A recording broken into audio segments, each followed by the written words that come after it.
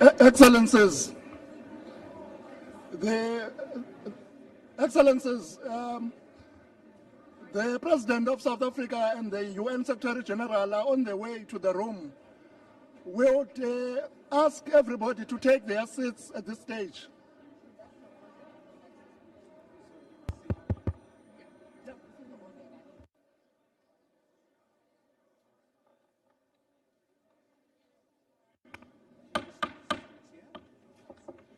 May we please ask all the excellencies to please take their seats. The meeting is about to begin.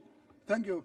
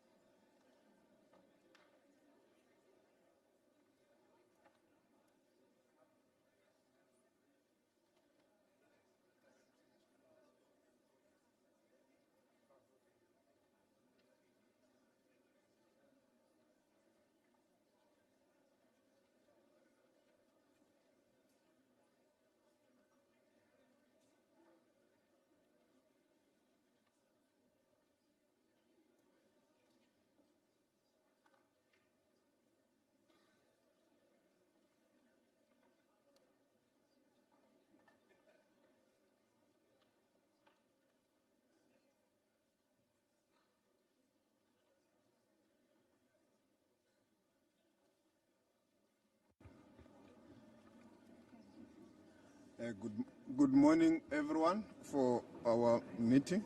This one. Good morning. I hope you can hear me. Good morning, everyone. I hope you can hear me.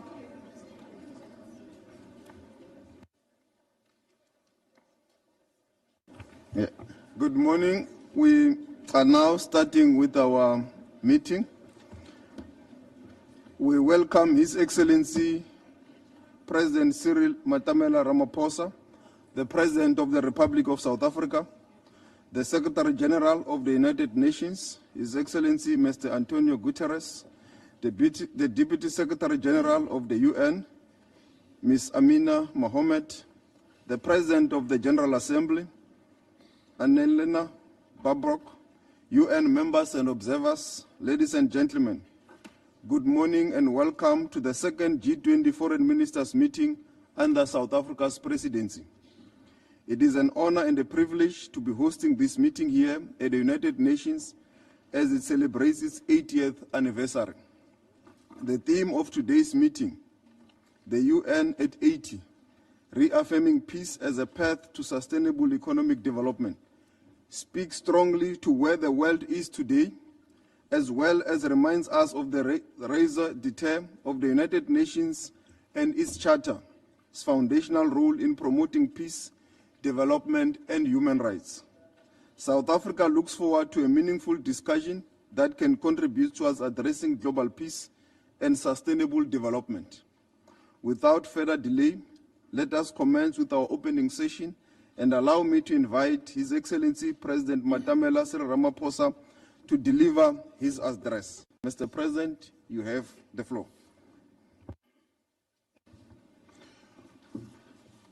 Thank you, Minister Lamula, the Minister of International Relations of South Africa, Your Excellency, Mr. Antonio Guterres, the Secretary General of the United Nations, Excellencies who are here present,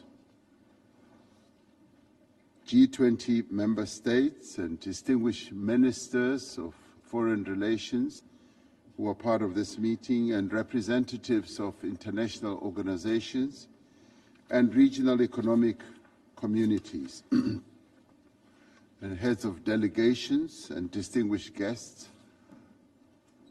It gives me great pleasure to welcome you all to this G20 Foreign Ministers Meeting. South Africa has placed solidarity, equality and sustainability at the center of its G20 presidency. This is driven by our conviction that global challenges can only be resolved through cooperation, collaboration, as well as partnership. We are hosting this second Foreign Ministers Meeting alongside the 80th session of the United Nations General Assembly to reaffirm the G20's commitment to UN values and to emphasize the centrality of the United Nations as the foremost multilateral organization in the world. As the countries of the world gather, as we are gathered now for the 80th anniversary of the United Nations, we are all as countries reaffirming peace as a path to sustainable economic development. Without peace, there can be no sustainable development. At the same time, inclusive economic development is vital to peace by addressing the root causes of conflict. The international community today confronts many challenges. The promise of sustainable development is getting further away from our reach.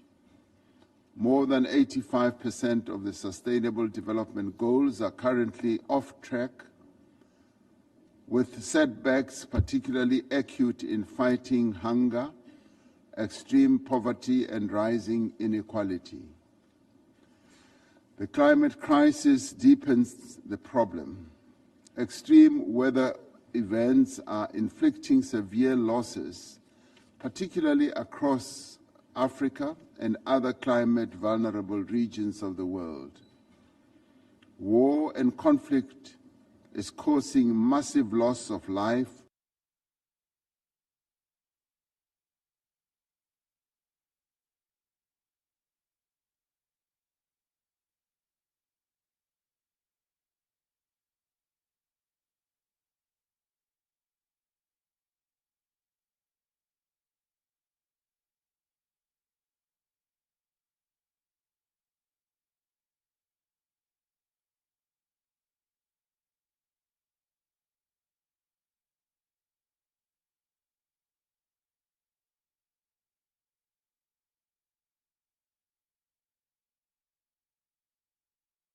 in addressing these urgent challenges.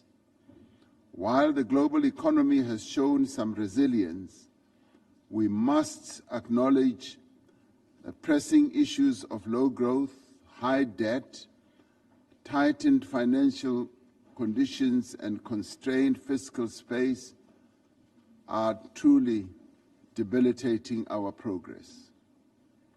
To respond to these issues, we need meaningful reforms of the international financial architecture. We must increase grant and concessional financing. We must enhance multilateral coordination on debt and draw the private sector in and ensure equal participation in decision-making on the international economic order. As part of our G20 presidency priorities, we as South Africa advocate for actions to support low-income and developing economies through debt sustainability and reducing the cost of capital.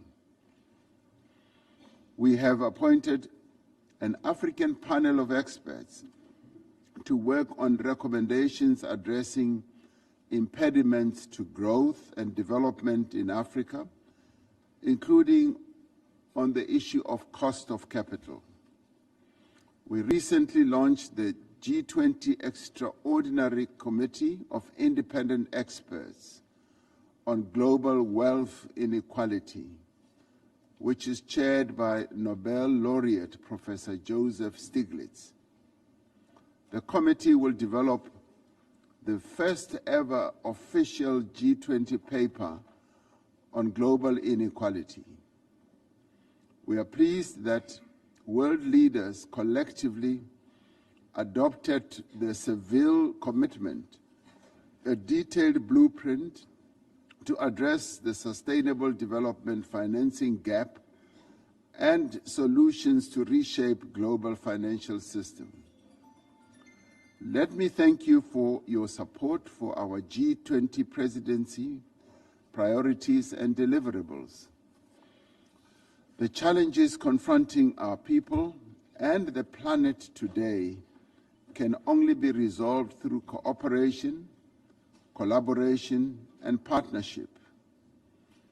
And in closing, let me say, we extend our thanks and our gratitude to many of you who, through your various country departments or ministries, and including international organizations that have been participating with us in the some 130 meetings that have been held leading to the Leaders Summit, which will be held in Johannesburg in November this year. The meetings have been held throughout the length and the breadth of the country, and the reports I've been receiving is that those meetings have been impactful. A number of agreements and consensus have been reached, and which bodes well for the holding of the Leaders Summit in November. So all in all, South Africa's G20 presidency has been going on more than we had ever expected. And even those countries that were doubtful about their full participation have come round to realize that the issues that we have put on the agenda of the world to be addressed are impactful, they are meaningful, and they are going to be to the benefit of all the people in the world and not just some people or some countries. So we are humbled by your participation, which has been ongoing. There are only 30 meetings that are left to be held in South Africa and elsewhere before we hold the Leaders Summit. Lastly, I'd like to thank the United Nations for the support, and indeed other international organizations for the support that has been lended to South Africa. But I especially want to thank the Secretary General for his continued support and advice. And I said to him earlier in our tete-a-tete that we would not have been able to carry the load of chairing the G20 process without the support from the United Nations. So I look forward to receiving you all and your esteemed delegations at the G20 Leaders Summit in Johannesburg in November. Yes, I do invite you to come to the most beautiful country in the world, South Africa. Thank you very much.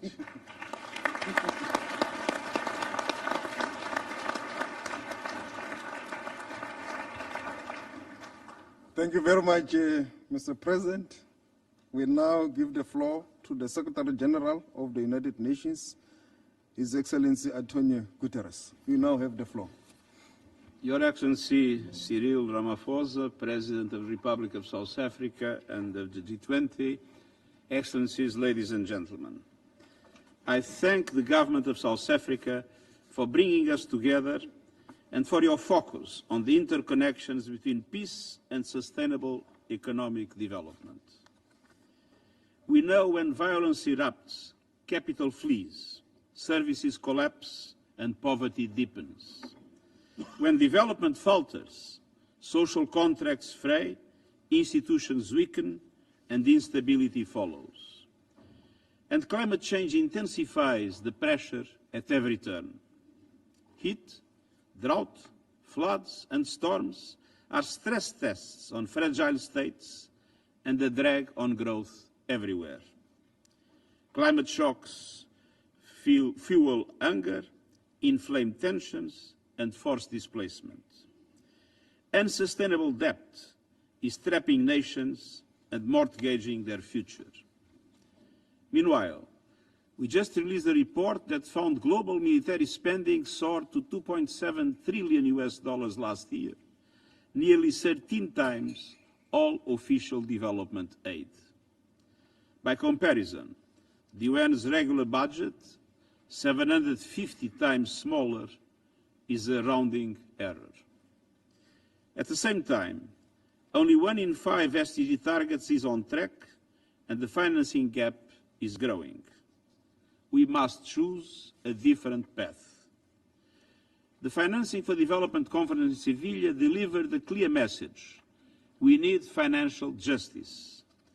That means an overhaul of the international financial architecture to make it fairer and fit for today's realities. It means supporting countries in debt distress, helping them recover while preventing future crises, tripling the lending capacity of multilateral development banks and expanding their role in de-risking private investment, and enhancing the participation of developing countries in global institutions and the decision-making processes. And we must go further. The Pact for the Future adopted last year is our blueprint for a more inclusive, accountable and effective multilateral system. Excellencies, under South Africa's presidency, the G20 has set a clear compass: solidarity, equality, sustainability. Together, your countries represent 2/3 of humanity and over 4/5 of the world economy. Your choices send signals to markets, institutions, and governments everywhere. At this pivotal moment, I see 4 immediate priorities. First, rebuilding trust in international cooperation. As we mark the United Nations 80th year, we must recommit to the Charter's obligations: restraint, the peaceful settlement of disputes, and the protection of civilians. Emerging technologies in warfare must remain under meaningful human control, and rules must be shaped by all, especially developing countries and affected communities. Second, investing in prevention and peacemaking. Diplomacy, mediation, and inclusive governance remain the strongest tools, but they require resources and political will. By supporting mediators, empowering local peace builders, and fostering inclusive processes, we can address the root causes of conflict before violence takes hold. Third, confronting the climate crisis. Integrating climate risk into peace and development strategies prevents shocks from becoming breakdowns. Regional cooperation on water, food, early warning lowers tension and curbs displacement. Climate adaptation creates jobs and brings stability. protecting populations. And fourth, making finance deliver for peace and prosperity. From prevention to climate action, progress depends on access to affordable, timely, and long-term financing and the reduction of the cost of capital. When borrowing costs fall and fiscal space widens, governments can invest in development and resilience and prevent crises. That makes us all safer. Excellencies, peace is not a dividend of development. It is its foundation and highest return investment. Financial justice is not an aspiration. It is a requirement for global stability. Let us work together to reaffirm peace as the surest path to sustainable economic development, and multilateralism, the anchor of a safer, fairer future for all. Thank you.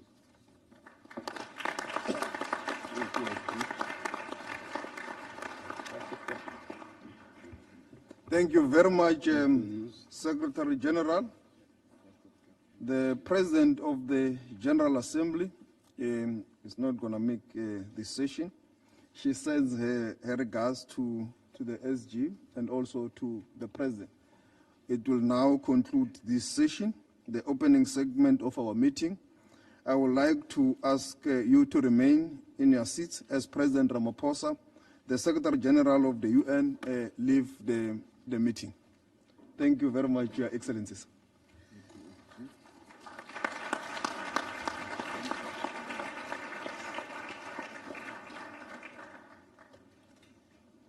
Good luck. Thank you. Thank you.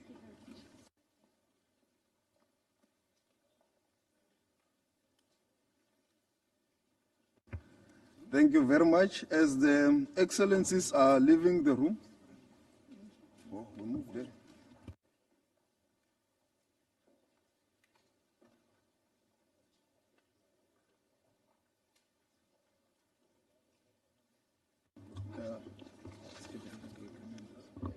Brazil and the US. Yeah.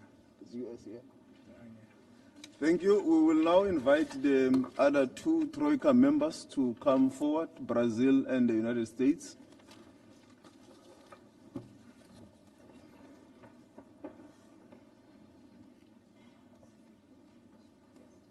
Yes.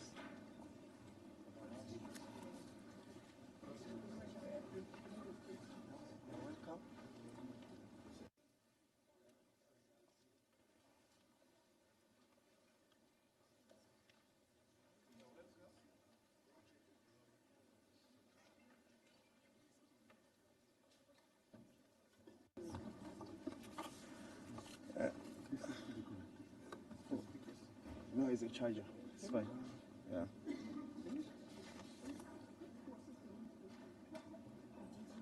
Thank you very much. Before opening the floor and doing my opening remarks, allow me to do some housekeeping. Consistent with the G20 practice, the Troika members, Brazil and the United States of America, will speak first. They will be followed by the other G20 members in alphabetical order, according to the English name of each country or organization. The guest countries of the South Africa's G20 Presidency will follow suit. Subsequently, I will give the floor to the other UN member states, permanent observers represented at the ministerial level, and heads of other international organizations present at this meeting, wishing to speak, in accordance with the list circulated to all participants and available through the web link provided by the Secretariat. I would like to ask everyone's cooperation in strictly observing the 3 minutes time limit for interventions of states and 2 minutes of heads of international organizations. As Brazil will take the floor as a member of the Troika for the first time in this meeting, it will have 5 minutes to deliver a statement, followed by the US. The rest is in accordance with the minutes I've announced. As we have a very long list of countries wishing to intervene in our meeting, keeping your speeches within this time limit is very important and will be much appreciated by all. Lastly, all speakers are invited to send their statements to the Secretariat for both purposes of translations and records. I will start with my own opening remark and statement, which will be followed by Brazil and the US. Honorable Ministers of Foreign Affairs of the G20 members, Honorable Ministers of Foreign Affairs of invited guest countries, Honorable fellow Foreign Ministers of UN members and permanent observers, G20 shapers and shoe shapers, heads of international organizations, distinguished guests, Excellencies, ladies and gentlemen. Allow me once again to welcome you all to the second G20 Foreign Ministers Meeting under South Africa's presidency of the group. It is both an honor and a privilege for South Africa to be hosting this meeting here at the United Nations headquarters as it celebrates the 80th anniversary of its founding. 80 years since its establishment, the United Nations remain most central in the collective global efforts towards addressing global challenges and the threats to peace and security, addressing poverty and underdevelopment, and ensuring the protection of human rights. Let me from the onset state that South Africa, the United Nations General Assembly, with its universal representations, where every country participates on an equal footing, is and will always remain the chief deliberative, policy-making, and representative organ of the United Nations in every sphere, including in global economic governance. We acknowledge the complementary role of the G20 in these efforts. Honorable Ministers,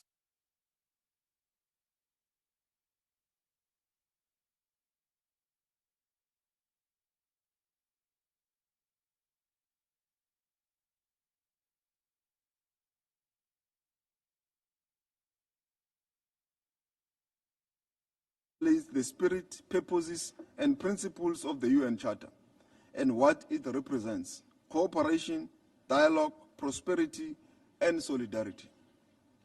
This is a concept to which we as the global community must aspire, and where the G20 together with the United Nations must take collective action.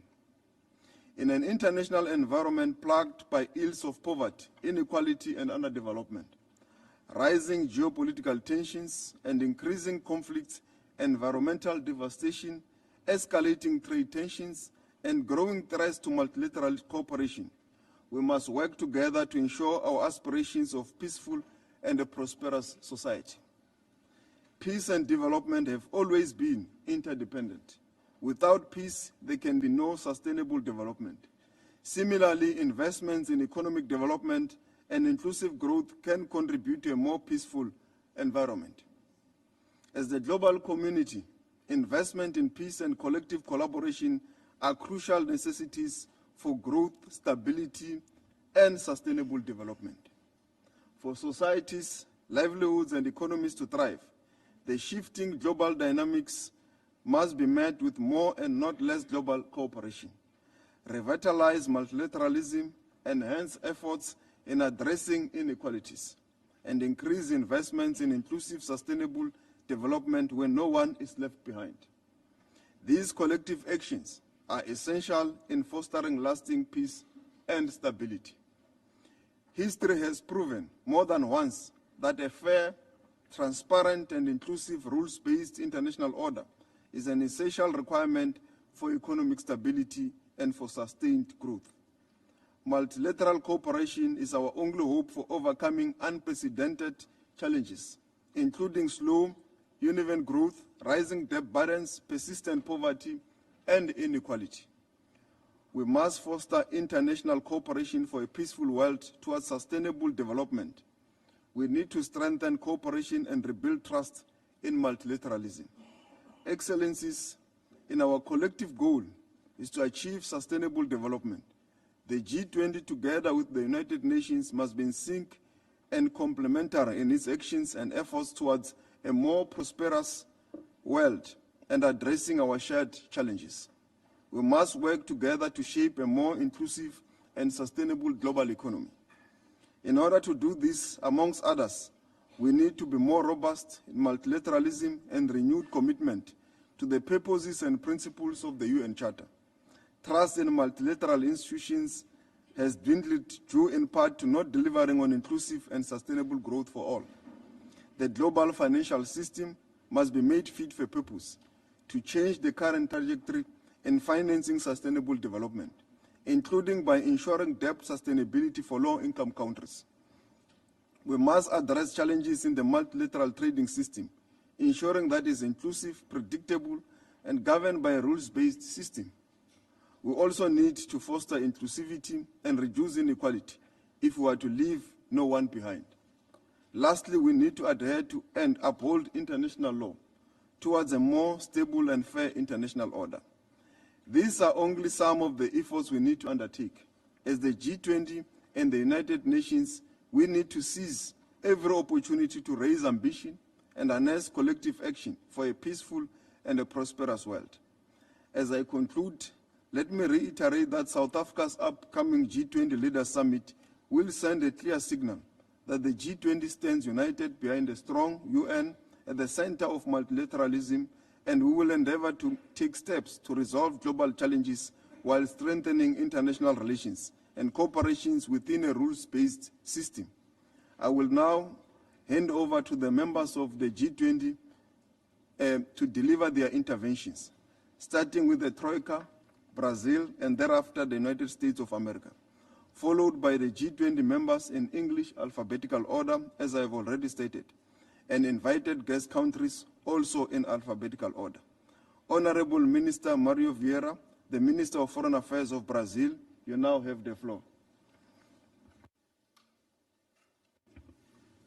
Your Excellency, Minister Ronald Lamola, Your Excellencies, Ministers of Foreign Affairs of the G20 members and invited countries, distinguished permanent representatives, ladies and gentlemen, allow me first of all to thank South Africa for organizing the second G20 Foreign Ministers Meeting in 2025 here at the United Nations, building upon the initiative of the Brazilian G20 Presidency in 2024. When Brazil organized this event for the first time exactly 1 year ago, the idea was to combine the relevance of G20 on international economic cooperation with the importance of the UN as the center of international multilateral system. It's a pleasant development to see this view taking root. Ladies and gentlemen, the theme chosen for the South African G20 presidency this year, Solidarity, Equality and Sustainability, highlights the connection between individuals, society and the environment. We commend South Africa's focus on inclusive economic growth with an emphasis on employment, fighting inequality and promoting industrialization. I would also like to commend South Africa for choosing food security as one of the main themes in its G20 presidency. Hunger and poverty remain among the greatest challenges faced by humanity in the 21st century. This is unacceptable. To face this problem with concrete measures, the Global Alliance Against Hunger and Poverty was launched at the G20 Leaders Summit held in Rio de Janeiro last November. As of now, the initiative has gathered 198 members, with all G20 members as well as international organizations and financial institutions. On behalf of the Brazilian government, I extend my gratitude to all those present that have supported the alliance since its inception. Ladies and gentlemen, in 2024, while the global economy grew by 3.2%, military expenditures surged by 9.4%, reaching 2.7 trillion. Meanwhile, official development assistance fell by 7.41% that same year. By fueling conflicts and perpetuating cycles of violence and inequality, Excessive military expenditures undermine the very foundations of the just, security, and peaceful world we seek to build. Brazil strongly opposes the use of military force to solve disputes. To counter this, we must strengthen global cooperation. As outlined in our G20 call to action on global governance reform adopted last year in this very meeting, the international system should be based on the UN Charter and international law, with modernized institutions and fairer representation that reflects today's world. As we witness the proliferation of deliberate attacks on the United Nations and international law, the very foundations of the multilateral order agreed upon in 1945 are at an unprecedented risk. Therefore, those who reject the rule of force must stand together and send a strong message to commitment to the purpose of principles of the UN Charter. In celebrating the 80th anniversary of the United Nations, we must recommit to the Charter's purpose and principles and reflect on how to make this organization more capable to deliver on these foundational objectives. We now need a fit-for-purpose United Nations whose actions and initiatives are firmly grounded on the notion that can be no sustainable development without peace and no peace without sustainable development. This crisis in multilateralism is also evident in the current situation of the World Trade Organization. The paralysis of its dispute settlement mechanism has allowed for further trade fragmentation and the proliferation of unilateral measures, some of which being used in attempts to interfere in domestic affairs of states. On the negotiation pillar, core areas of interest for developing countries are yet to be addressed. The refounding of WTO is urgent, and Brazil is working on a proposal that we hope will be able to foster this debate. The full engagement of the international community is essential to face these challenges and build a multilateral system that is fair, inclusive, and effective. Ladies and gentlemen, during our G20 presidency in 2024, Brazil worked hard to address such key global issues, as well as to enact concrete contributions to helping alleviate hunger, poverty, and inequality, securing climate financing, and supported the much-needed reforms of global governance architecture. I am confident that we will be able to considerably step up our efforts and once again deliver tangible results given the robust priorities set out by South Africa's G20 presidency. I thank you.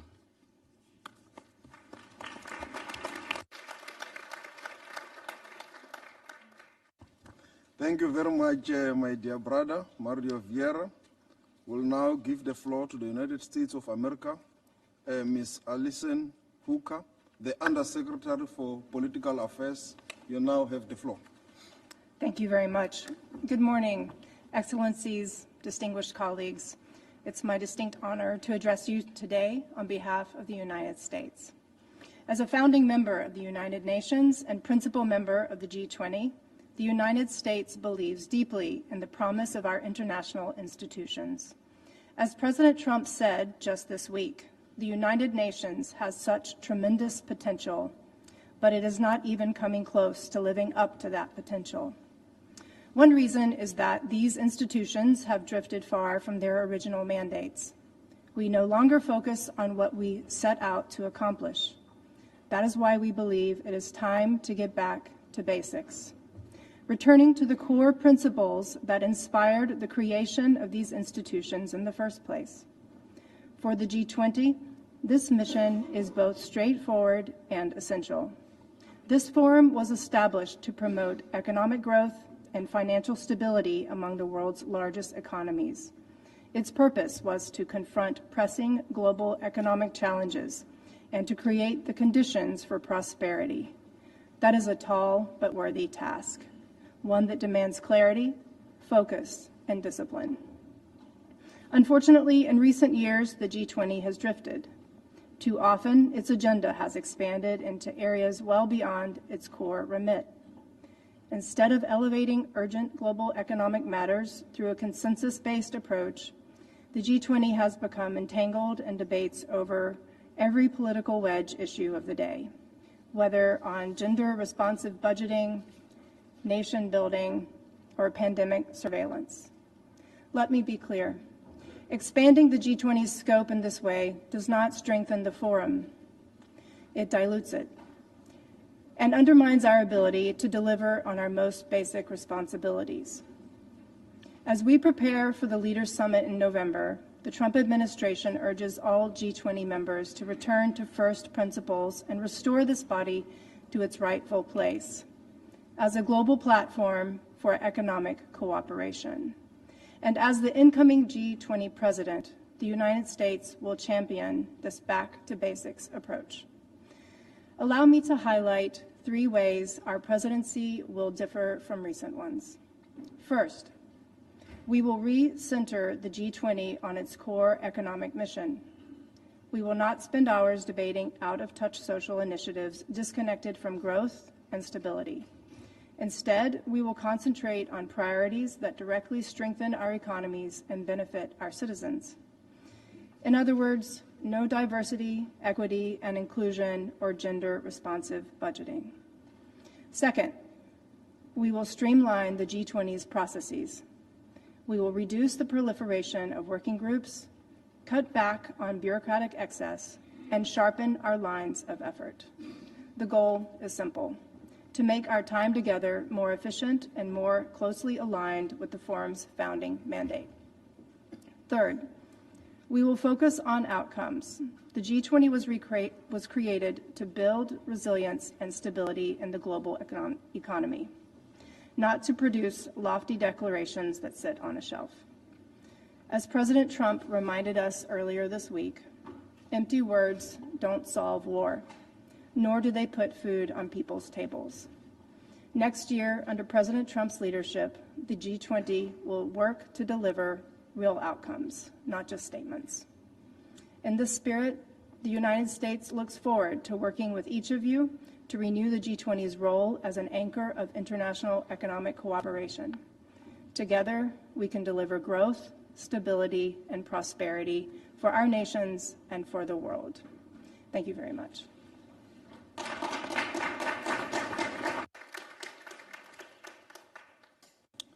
Thank you very much, my dear sister. We will now move to the segment where it's 3 minutes each. And as we have already stated, request colleagues to stick to their 3 minutes. The African Union, Ambassador Tete Antonio, the chairperson of the African Union Executive Council and Minister of External Relations of Angola. Thank you, Chair. I will try to stick to the 5 minutes for speaking for 54.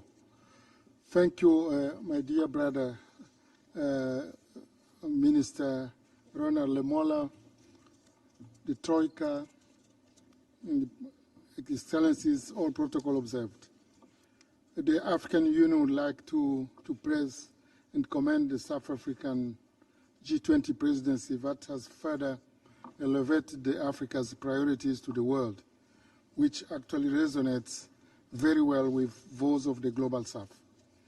This momentum builds on the foundations laid by the previous G20 presidencies, Indonesia, India, and Brazil.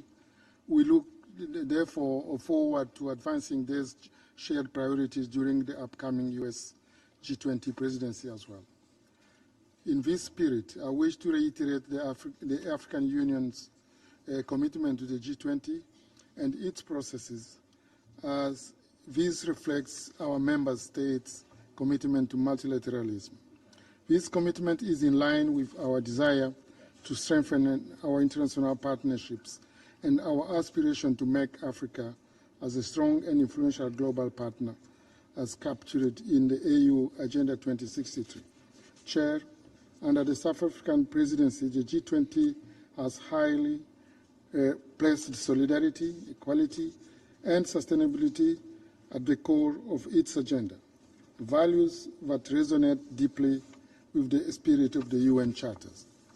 Regrettably, our world continues to witness multitude of persistent geopolitical tensions and conflicts. These crises not only lead to the tragic and unnecessary loss of millions of lives, but also impede global economic growth and exacerbate social inequalities both among and within nations. As we commemorate the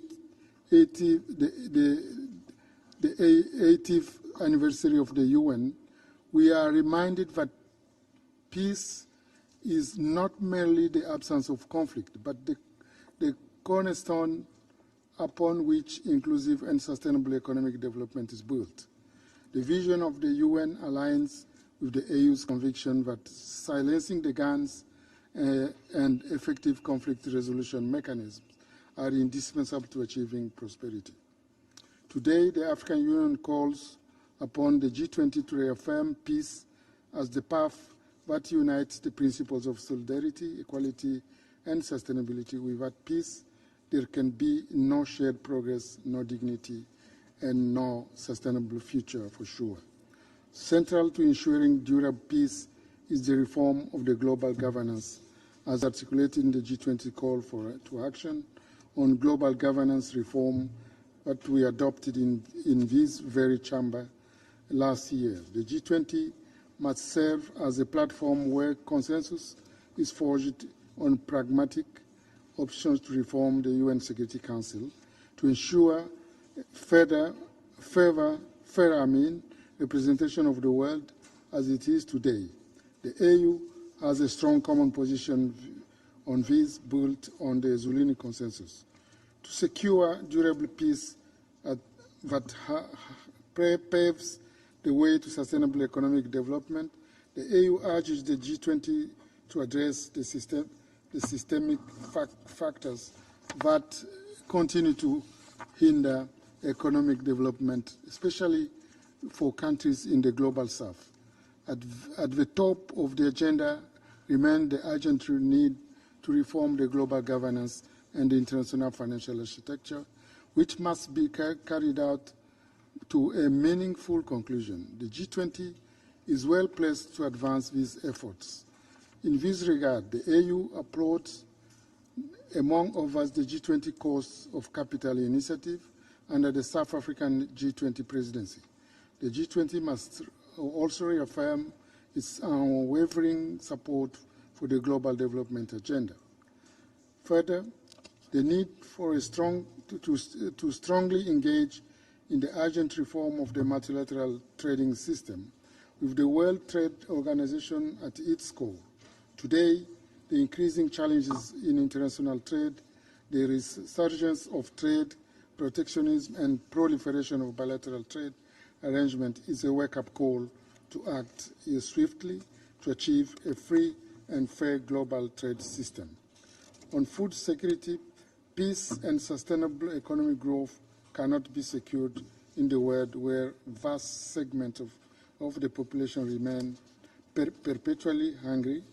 We recognize the G20 efforts on food security, notably the Global Alliance Against Hunger and Prosperity, launched under the Brazilian presidency of the G20.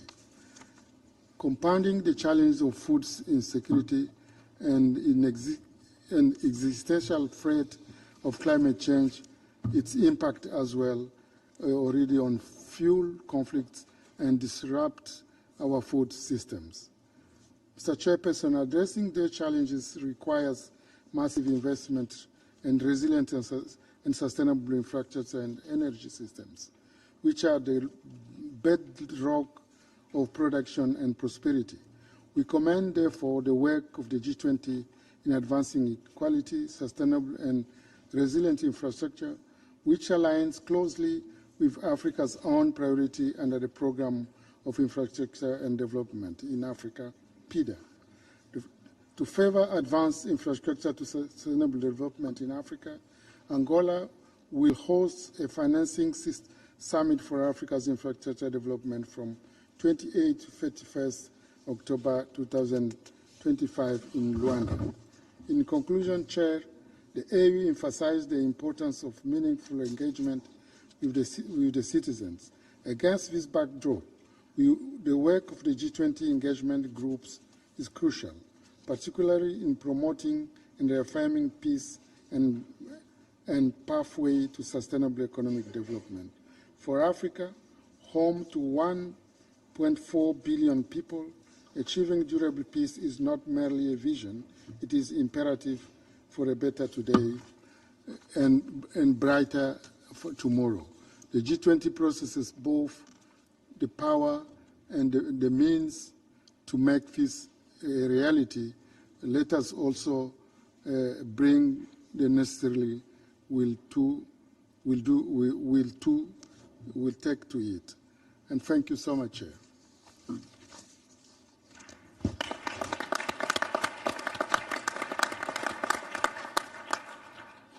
Thank you very much, my dear brother, for that. Just to remind colleagues, it is 3 minutes. We now go to Argentina. His Excellency, Mr. Geraldo Huertan, the Minister of Foreign Affairs, International Trade and Worship of Argentina. You now have the floor.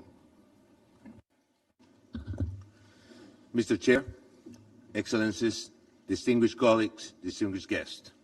80 years ago, the creation of the United Nations embodied an ambitious aspiration to build an institution that would prevent the recurrence of war and provide the international order with a permanent space for cooperation. Yet today, reality shows that the central promise of peace embodied by the UN remains unfulfilled. The number of active armed conflicts, the multiplication of civilian casualties, and the erosion of trust in the multilateral system compel us to a critical examination. The organization cannot resign itself to being merely a forum for speeches, nor disperse its efforts across so many tasks that it fails to accomplish any of them. It must recover effectiveness in the management of peace and security, shed its biases, and avoid allowing legitimate causes to become banners of political confrontation. The ideologization of the UN distances it from its very purpose and essential mission, preventing it from fulfilling its mandate. The limitations of the UN are neither circumstantial nor accidental. They are structural. Every institutional actor tends, by definition, to reproduce bureaucratic inertia, accumulate layers of procedures, and progressively shift away from its original purposes. The result is a growing gap between expectation and effective outcomes. This has happened within the United Nations. Moreover, peace in the 21st century cannot be defined solely as the absence of war. International stability also requires solid economic foundation. In this sense, the G20 plays an essential role. Without trade and investment, there cannot be sustained growth. And without growth, global politics become fragmented and the international order weakens. Recent experiences make this clear. When the economy erodes, political trust inevitably deteriorates. This is why the mission of the G20 is complementary to that of the UN, to secure the material conditions that make cooperation among states possible and uphold the stability of the international system. Yet something similar to what we observe in the UN has begun to occur within the G20 itself.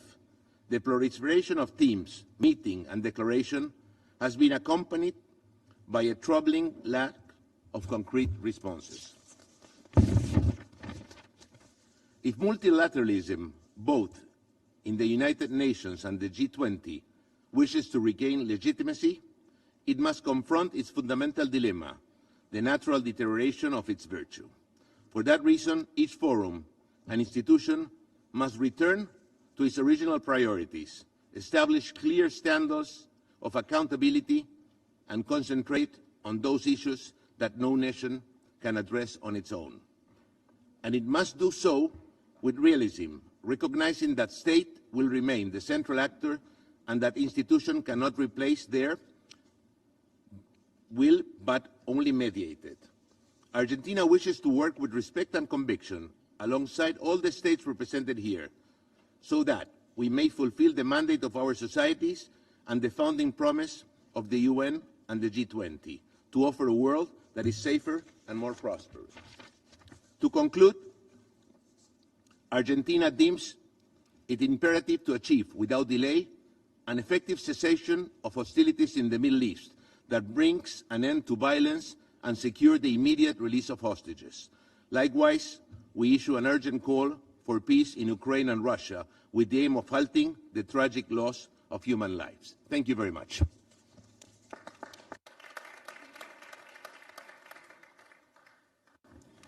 Thank you very much, Argentina. We now move to Australia. Her Excellency Ms. Penny Wong, the Minister for Foreign Affairs of Australia. You now have the floor. Thank you, Chair, and I thank South Africa for your leadership of the G20 this year, and Australia is pleased to make a contribution on the topic of reaffirming peace as a path to sustainable economic development. 80 years ago, we came together as a world to create the UN, and Australia was there from the start, and we came together because we had a vision, a world in which no country dominates and no country is dominated, where everyone can prosper and where no one is left behind. 80 years on, we meet at a time of great turmoil, great change, more conflict in Gaza, Ukraine, Sudan, Myanmar, and we met at a time where there is greater risk of nuclear warfare. In our region, the Indo-Pacific, there is unprecedented military build-up, but transparency and strategic reassurance are lacking. Trust deficits are exacerbated by this uncertainty, increasing the risk of miscalculation.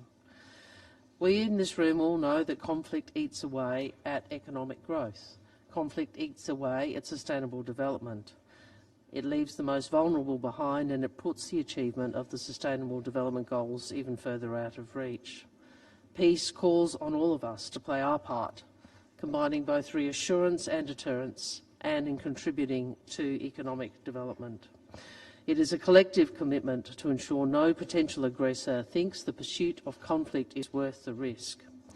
Australia has tripled our contribution to the UN Peacebuilding Fund, and over the past 12 months we have led a cross-regional group to develop a new declaration for the protection of humanitarian personnel.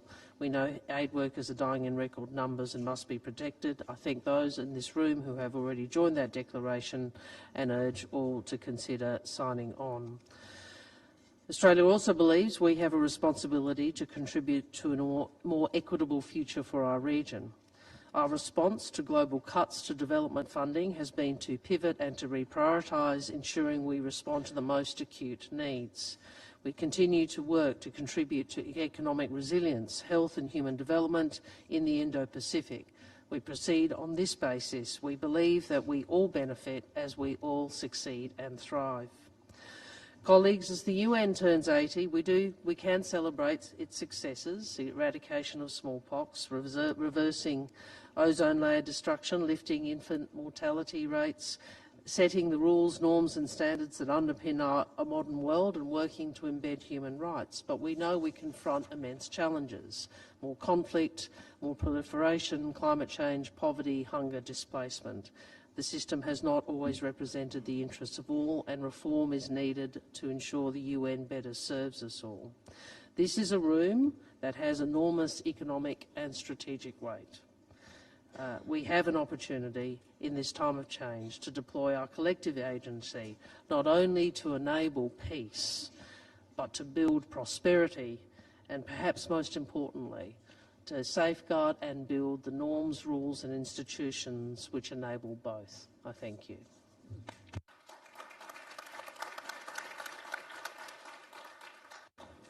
Thank you very much, Australia, for keeping to the 3 minutes rule.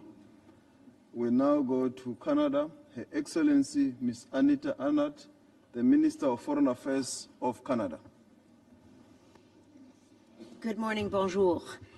Thank you, Foreign Minister Lamola, for South Africa's leadership of the G20 this year. As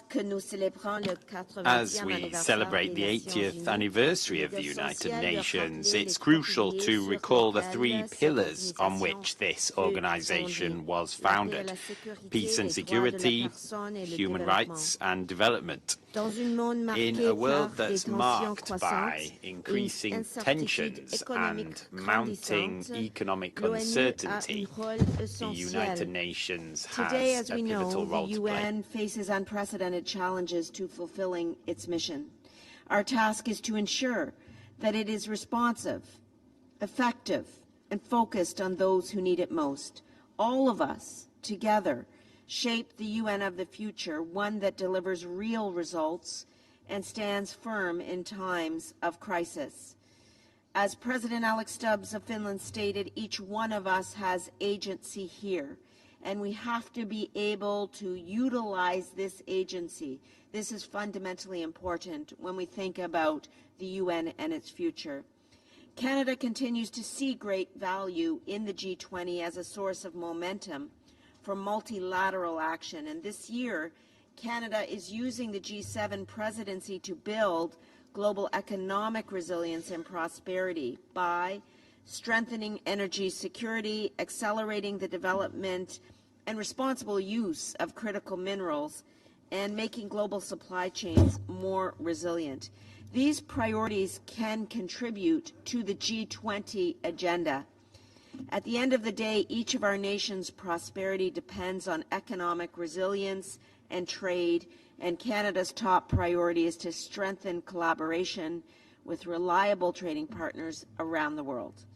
But global trade is under pressure, with a rising number of conflicts and complex geopolitical crises testing our economy's resilience.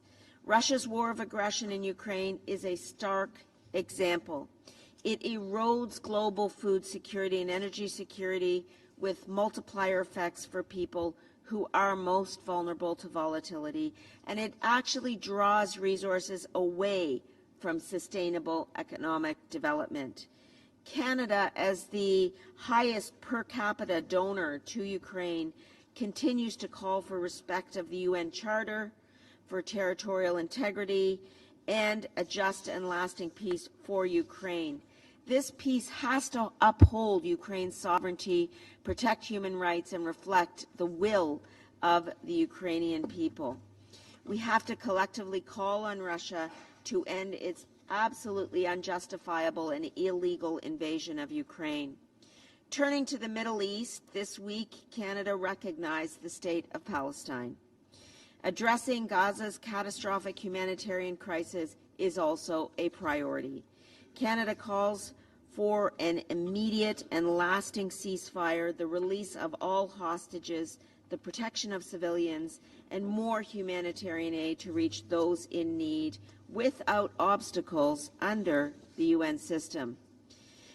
Canada's going to increase our efforts to support strong democratic governance in Palestine, and we are in regular contact with the Palestinian Authority to ensure that it will make good on the promises set forth in the Abbas letter.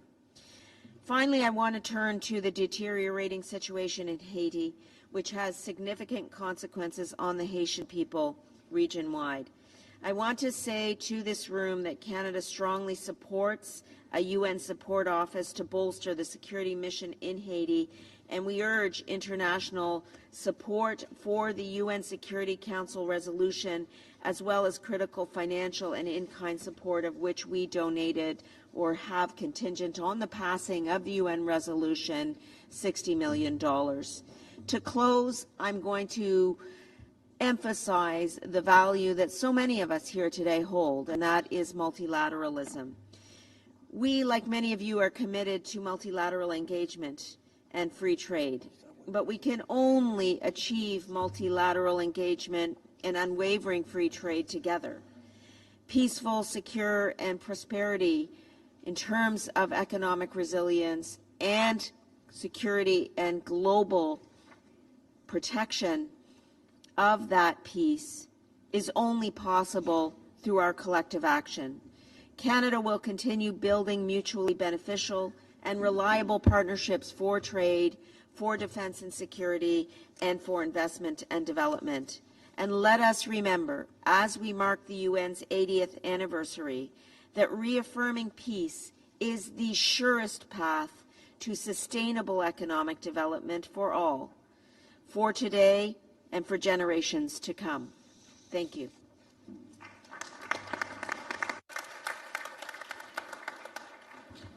Thank you very much, my dear sister from Canada. We now move to China. His Excellency, Mr. Fung Kong, the permanent representative of China to the United Nations, you now have the floor. Thank you, President. Your Excellency Foreign Minister Ronald Lamola, colleagues, first, it's my privilege to convey Foreign Minister Wang Yi's greetings to all of you. This year marks the 80th anniversary of the founding of the UN and the victory of the World Anti-Fascist War. The global landscape has changed profoundly over the past 80 years. Now, the reform of the global governance system has reached a critical stage.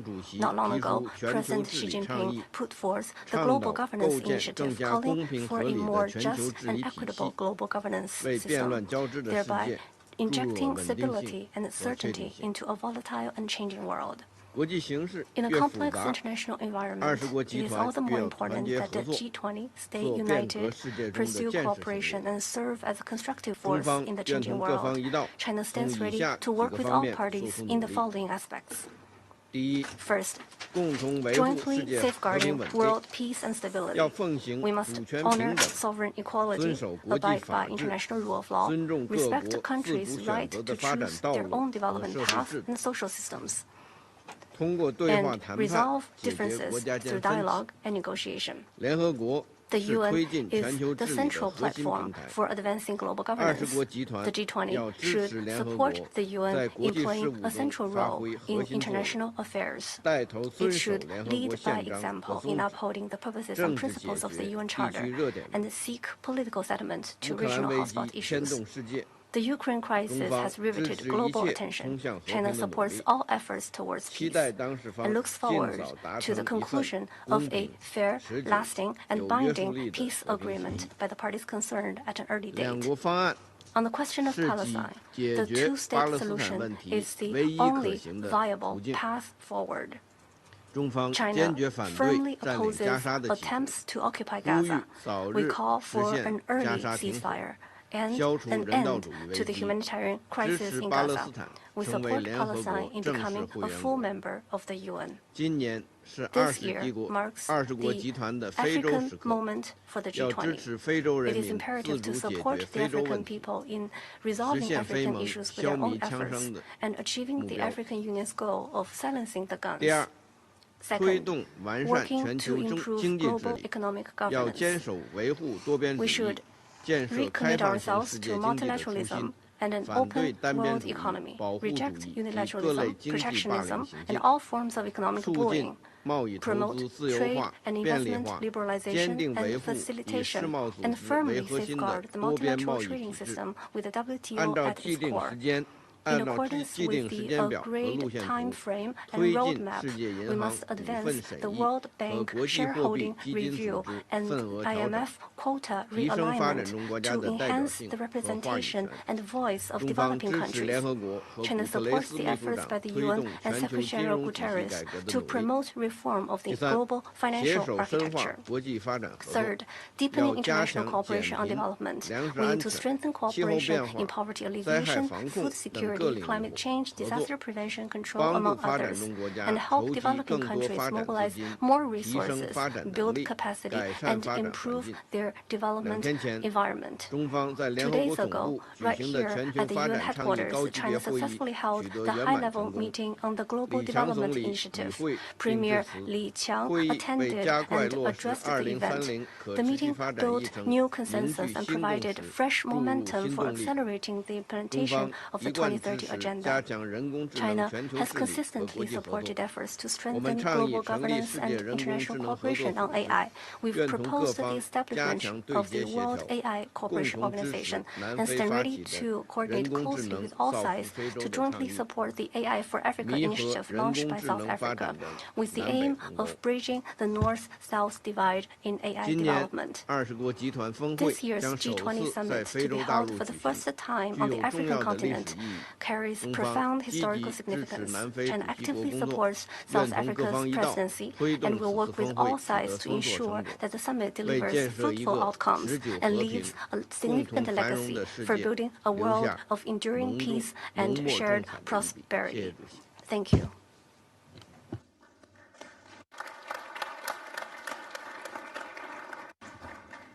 Thank you very much, my dear brother from China.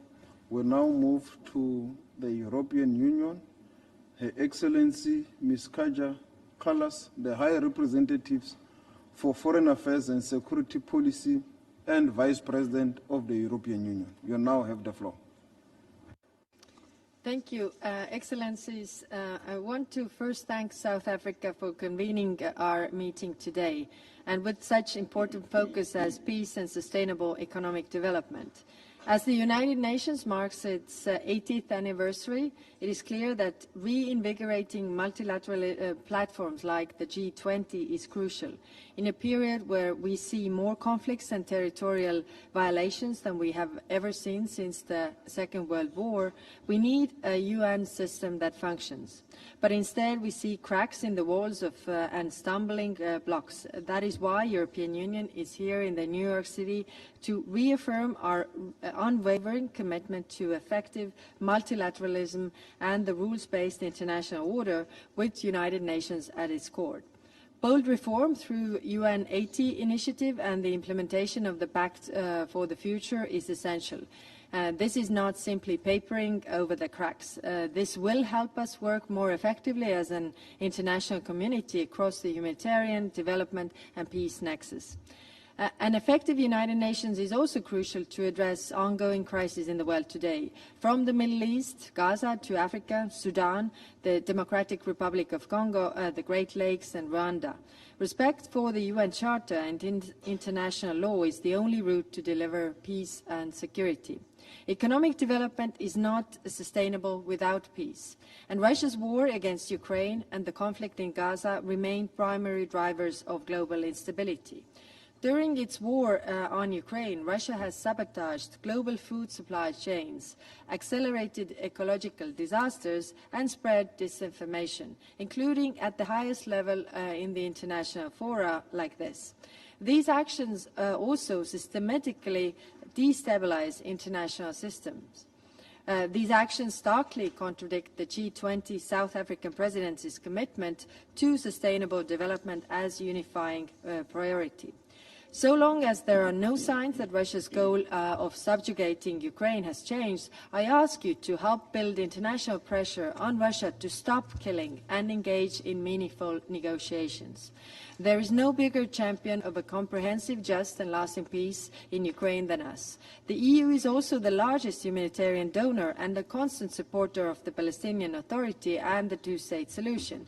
The European Union is for peace. That is why we are also leading supporters of the international peacekeeping efforts across the globe. The EU's member states are leading contributors to the UN peacekeeping budget. We put our money where our mouth is. We also have 21 of our own active common security and defense policy missions and operations deployed in Eastern Europe and the Caucasus, Africa, and in the Middle East. At the same time, we also use our tools to address the root causes and drivers of vulnerability and conflict. Quoting Secretary General Guterres, a more secure world begins by investing at least as much in fighting poverty as we do in fighting wars. To conclude, the G20 remains an important forum to coordinate responses to global crises. Despite our differences, the G20's efforts, including under South Africa's presidency, have noble goals to support social inclusion, economic progress, and stability to nurture peace. It is essential that we make it work, and you can count on the European Union as a predictable and credible partner here. Thank you.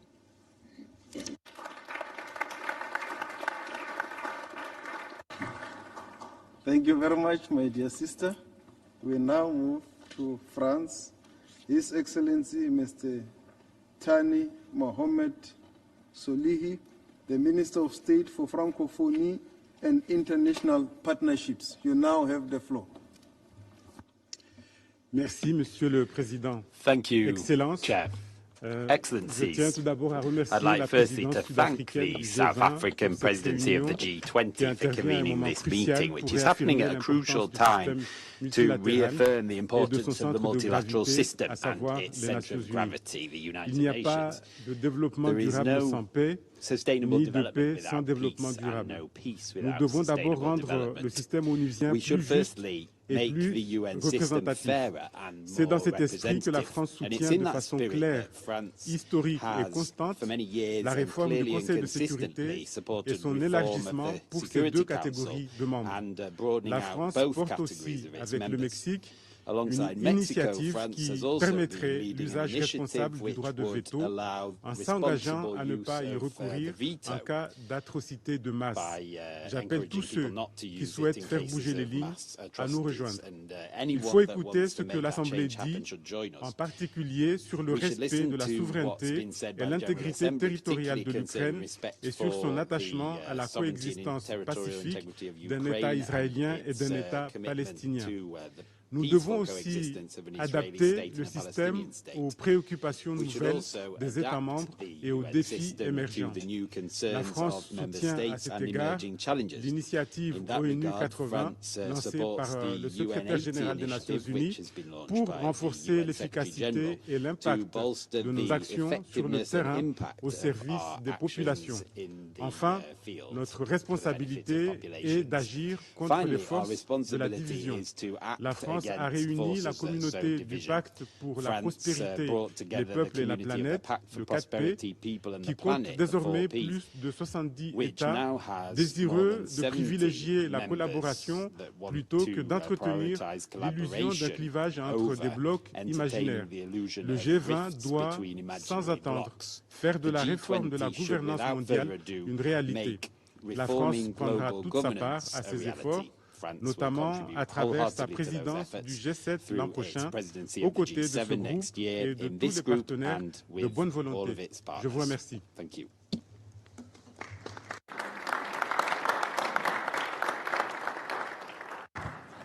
I thank France for your statement. I now give the floor to His Excellency Mr. Johann Wadephul, the Minister of Foreign Affairs of Germany. Minister Lamosa, Excellencies, colleagues, thank you, Minister, for convening this timely meeting. Germany fully supports your G20 priorities, and Chancellor Merz looks forward to attending the summit in Johannesburg. The history for my country has taught us the immeasurable value of peace. Peace is, without question, the most urgent topic before us today. We are meeting at a time of overlapping global crisis, when in many regions peace remains fragile or elusive. Think of Ukraine, bravely defending the country's sovereignty against Russia's futile war of aggression. Think of the Middle East, where Palestinian people are suffering from famine and displacement, and where Hamas's hostages are desperately waiting for their release. Think of Sudan, where the most humanitarian crisis of modern times is unfolding before our eyes. These crises cannot be solved by one country alone. They require our joint multilateral response. However, when it comes to multilateralism, we all know the UN at 80 itself is facing an existential crisis. Disagreement among member states increases, while resources are shrinking quickly, and global challenges like climate change and new technologies are waiting to be addressed. Multilateralism globally is under strain. International law suffers an adherence crisis. Most of us agree that the UN needs to become more efficient and effective to be fit for purpose. The question is how to get there. I believe, as the G20, have a shared responsibility to help modernizing the UN as the international organization also by intensifying our dialogue between G20 and the UN. We carry a common responsibility to promote peace and prosperity. Our compact with Africa, a South African-German joint initiative, emphasizes the G20's great potential to boost prosperity and to promote peaceful development. We therefore strongly support the ongoing South African work on resilience of supply chains, sustainable development, and inclusive growth. As international community, it is our shared task to do everything possible to bring wars to an end in a just and durable way, because we are committed to and believe in a rules-based international order, in a world where we lead by the power of our example, not by the example of our power, because we are convinced that sustainable development cannot be achieved without peace.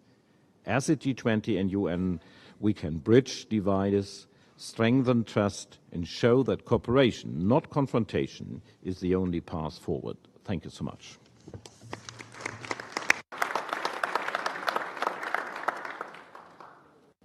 Thank you very much, Germany. We now go to Russia. His Excellency, Mr. Sergei Lavrov, the Minister of Foreign Affairs, you now have the floor. Благодарю вас, господин председатель, и благодарю вас за эту инициативу, которая уже становится традицией проводить на полях Генеральной Ассамблеи ООН министерские встречи группы 20. Наша встреча проходит в год двух эпохальных юбилеев. 80 лет назад при ключевой роли моей страны были сокрушены германский нацизм и японский милитаризм, вклад в победу, над которым внесла Китайская Народная Республика. Эта победа позволила учредить Организацию Объединенных Наций, которую отцы-основатели обязали избавить грядущие поколения от бедствий войны и содействовать социальному прогрессу. Опора на зафиксированные в Уставе ООН принципы во всей их полноте, совокупности и взаимосвязи, залог мирного поступательного развития всех, без исключения государств и больших и малых. Отказ от соблюдения принципов Устава – это проявление неоколониальных амбиций, что ведет к росту глобальной нестабильности, множит региональные конфликты, десятилетиями не решаются многочисленные кризисы в Африке, во многом унаследованные с колониальных времен, когда границы проводились буквально по линейке, без какого-либо учета этноконфессиональных факторов. Еще один наглядный пример спровоцированный Западом кризис на Украине, руками которой НАТО и Евросоюз хотят объявили уже моей стране настоящую войну и прямо в ней участвуют. В этом же ряду и эскалация на Ближнем Востоке. Беспрецедентная, страшная гуманитарная катастрофа в Газе уже унесла жизни 65 тысяч человек, а некоторые сотрудники ООН, которые выполняют функции на ближневосточном направлении, говорят, что есть оценки, которые свидетельствуют о том, что жертв в 10 раз больше. Ни один из соседей Израиля не может чувствовать себя в безопасности, мы это наблюдаем повседневно. В свою очередь, односторонние экономические санкции, грубо нарушающие Also, we have unilateral economic sanctions, flagrant violations of the Charter, tariff wars, direct blackmail of trading partners, violations of WTO rules. All of these hit particularly hard the vulnerable, those parts of our societies which are particularly exposed. And on top of that, they pose a grave threat to the global economy through the fragmentation of markets and supply chain disruptions. In December of this year, we will be celebrating the 65th anniversary of the UNGA adopting the UN Declaration on the Grant of Independence to Colonial Countries and Peoples. Without a doubt, what would be in the interests of all of humanity would be the genuine democratization of the world order and of global economic relations. We see a steady increase in the role and the importance of multilateral global governance structures such as the BRICS, the Shanghai Cooperation Organization, as well. This is evidence of the advent of a multipolar world, an example of equitable diplomacy. The BRICS share in global GDP, according to purchasing power parity, stands at 40%. And even before the membership expansion, it exceeded that of the G7. At the BRICS summit in Kazan in October of last year, we put forward new proposals to establish a new settlement infrastructure, as well as to establish independent stock exchange and investment mechanisms. Work began on the establishment of an SCO, Shanghai Cooperation Organization Development Bank. These initiatives should bolster the effectiveness of economic cooperation between states of the global majority, shielding them from unfair competition. I'd like to stress the large-scale productive capacity of the G20. The G20, the membership of which reflects contemporary geopolitical realities. After all, it includes new centers of influence which are developing very swiftly, including the BRICS countries and the G7 countries. We're in favor of swift implementation of agreements reached at the G20 regarding the strengthening of the role of the Global South and the East in the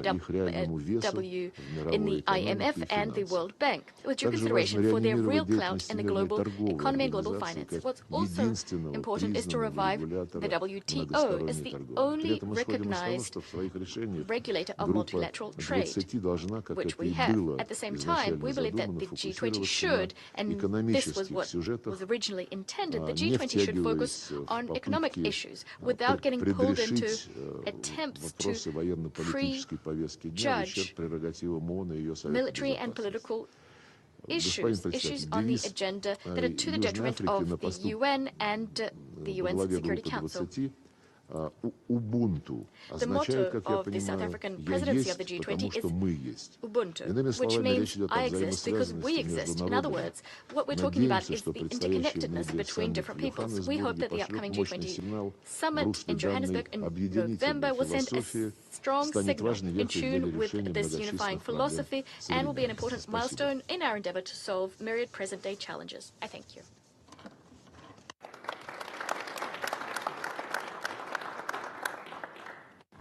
Thank you very much, Russia. We now go to Indonesia. His Excellency, Mr. Sugiono, the Minister for Foreign Affairs of Indonesia. You now have the floor. Thank you, Mr. Chair, Excellencies, distinguished colleagues. First of all, I would like to thank South Africa for convening this important meeting. At a time of growing uncertainties in which climate change is accelerating, inequality is widening, food and energy insecurity threaten the most vulnerable, and geopolitical tensions continue to destabilize our world. These interconnected challenges creating ramification of global magnitude.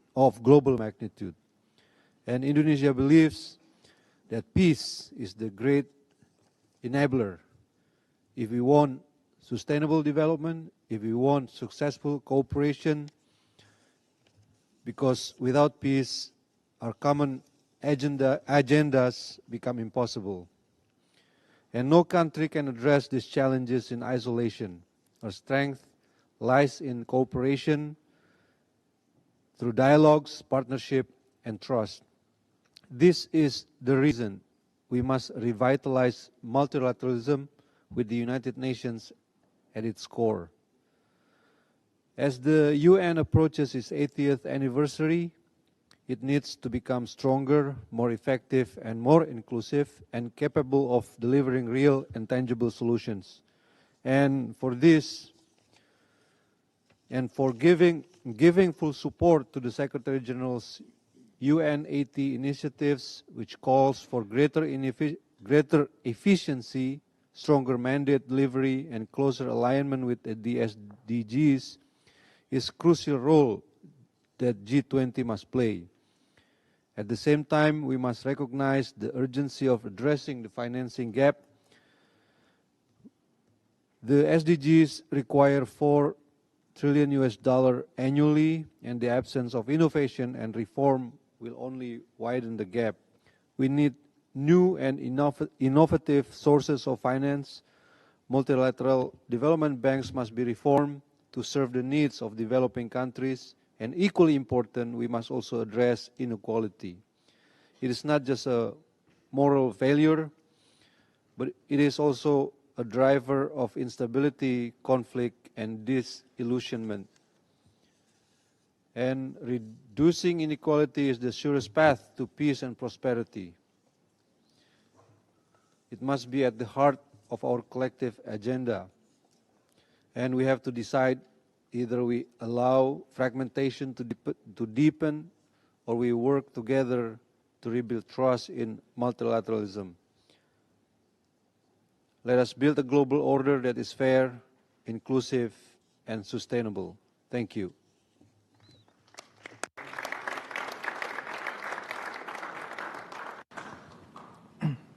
I thank the Foreign Minister of Indonesia. Now call on the Deputy Minister of Foreign Affairs and International Cooperation of Italy, His Excellency Mr. Edmondo Cirielli, to take the floor. I thank the South African Presidency for organizing the G20 Foreign Ministers Meeting in this open format.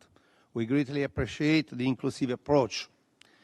As we celebrate the 80th anniversary of the United Nations, we strongly need a collective renewed commitment towards an effective multilateralism as the international community is facing existential challenges. Above all, we should take this opportunity to reaffirm our commitment to the value and the principle of the UN Charter. Firstly, by rejecting the use of force in international relations. We are in the third year of Russia's illegal war of aggression against Ukraine, an attack against the core principles of the UN Charter. Russia must stop its aggression immediately and engage in serious and meaningful negotiations. Unfortunately, we still hear in this room false narrative and misrepresentations. We will spare no efforts to help build a just and lasting peace, respectful of the independence and territorial integrity of Ukraine. The situation in the Middle East is also a source of grave concern. It is urgent to reach an agreement on ceasefire in Gaza and liberation of all hostages by Hamas. We support the ongoing mediation efforts and call on the parties to refrain from action that could lead to further escalation. Italy considers the two-state solution the only possible way to get to a sustainable and durable peace in the Middle East, to offer a future of hope to the entire region, in line with Oslo agreements. Africa is also affected by multiple crises and conflicts. In Sudan, we urge an immediate cessation of hostilities in the catastrophic civil war, to be followed by an inclusive political process to preserve the country's territorial integrity. We also remain strongly engaged in the Sahel to combat terrorism and illegal trafficking, as well as to support rule of law in the region. A stronger partnership with Africa is a top priority for Italy. We are implementing the Mattei Plan, our national initiative closely interpointed with the European Global Gateway, and G7 Partnership for Investment Infrastructure. In addition to the various flagship projects in the 14 pilot countries within the Mattei Plan, we are now launching an initiative for debt swaps in Africa. Funds deriving from the conversion will be used to further finance sustainable development in partner countries. In conclusion, Italy is strongly committed to work in all relevant fora for the stabilization of areas of crisis, promote sustainable development, and address the root causes of displacement and mass immigration flows. The G20 has a significant role to play in the respect, and we are ready to further engage within this framework. Thank you.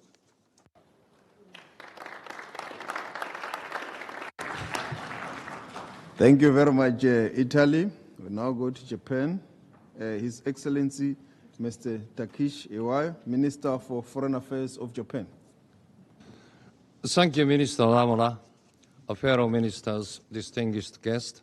First, I'd like to express my respect for South Africa's effort as the G20 presidency. Today, the international community is facing multiple crises caused by major challenges to the rule of law, notably Russia's aggression against Ukraine, as well as global issues. Against this backdrop, we need to identify common ground and points of agreement rather than division and confrontation, and with that, we should take the lead in solving these issues in a way that all members share responsibility. Japan has been promoting effort in the areas of peace and sustainable development, which are also today's theme, by attaching great importance, guided by the principle of human security. Japan has been taking the lead in addressing global issues such as poverty, disaster, infectious diseases, and climate change. Furthermore, in the age of multiple crises, it has become increasingly important to realize quality growth aligned with the times, which is achieved through, one, strengthening socio-economic autonomy and resilience, including food, energy, as well as economic securities. Two, developing quality infrastructure. And three, efforts in areas such as digital. Japan, as a nation at the forefront of addressing challenges, will share its knowledge on issues such as declining birth rate and aging population, as well as disaster, with the international community. In doing so, Japan will work collaboratively to realize a sustainable economy and society beyond 2030. This was published in this year's Voluntary National Review, VNR, on the Sustainable Development Goals, SDGs, as well. Japan attaches great importance to disaster risk reduction, critical minerals, and debt issues among the priority issues raised by South Africa, the G20 Presidency. Regarding disaster risk reduction, Japan will share its expertise and technologies developed through experiencing numerous disasters with the international community. Japan will thereby contribute to reducing risks of and enhancing responses to disasters that have become more severe and frequent. Regarding critical minerals, aiming for stable supply by strengthening the resilience of supply chains, Japan will promote effort that contributes to the realization of responsible critical minerals supply chains. This will be done in a manner that complies with labor standards, ensures measures against bribery and corruption, and considers the impact on the environment. Addressing the debt issues faced by developing countries is critical for sustainable development. It is also important to speed up the debt restructuring process of the G20 Common Framework, further ensure debt transparency, and mobilize private finance. The G20 summit will be held for the first time in Africa this year, and thus cooperation with Africa is important. In August, Japan hosted the 9th Tokyo International Conference on African Development, TICAD-9, which underscored the importance of private sector-led sustainable growth, the empowerment of youth and women, as well as enhanced regional integration and cross-regional connectivity. Japan remains committed to advancing concrete initiatives in partnership with Africa. Japan will advance its cooperation with international organizations, including the UN, at its 80th anniversary, as well as the G20 members, to co-create practical solutions aligned with the times. We will also continue to actively contribute for the successful G20 summit in Johannesburg. Thank you.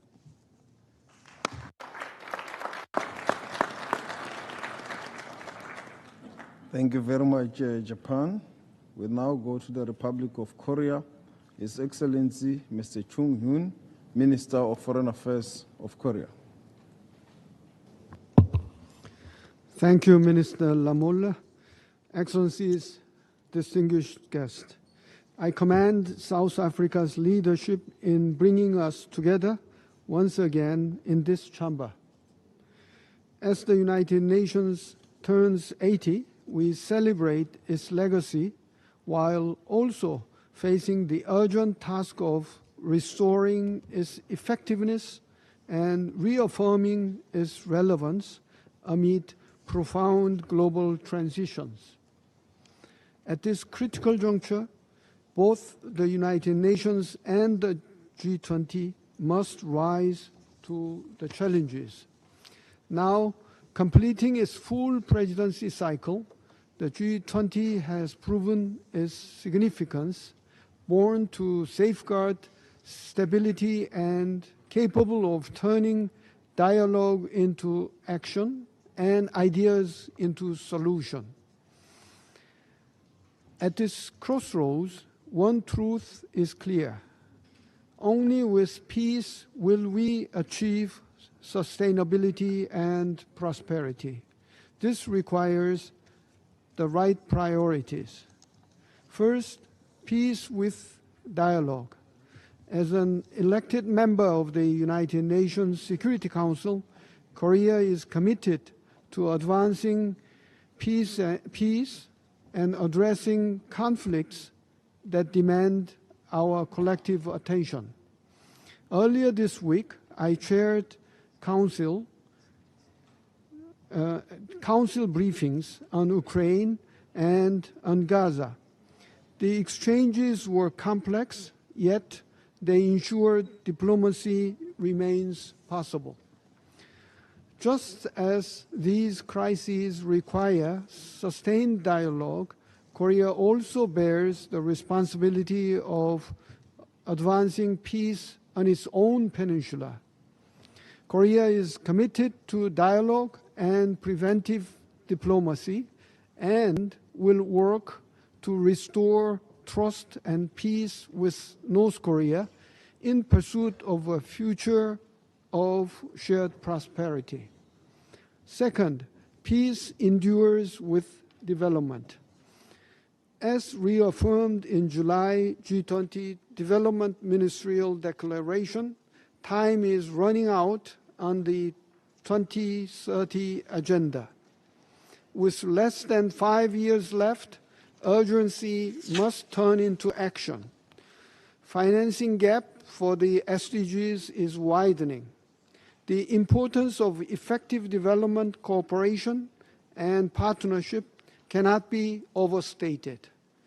Korea has been promoting knowledge sharing and monitoring for development effectiveness.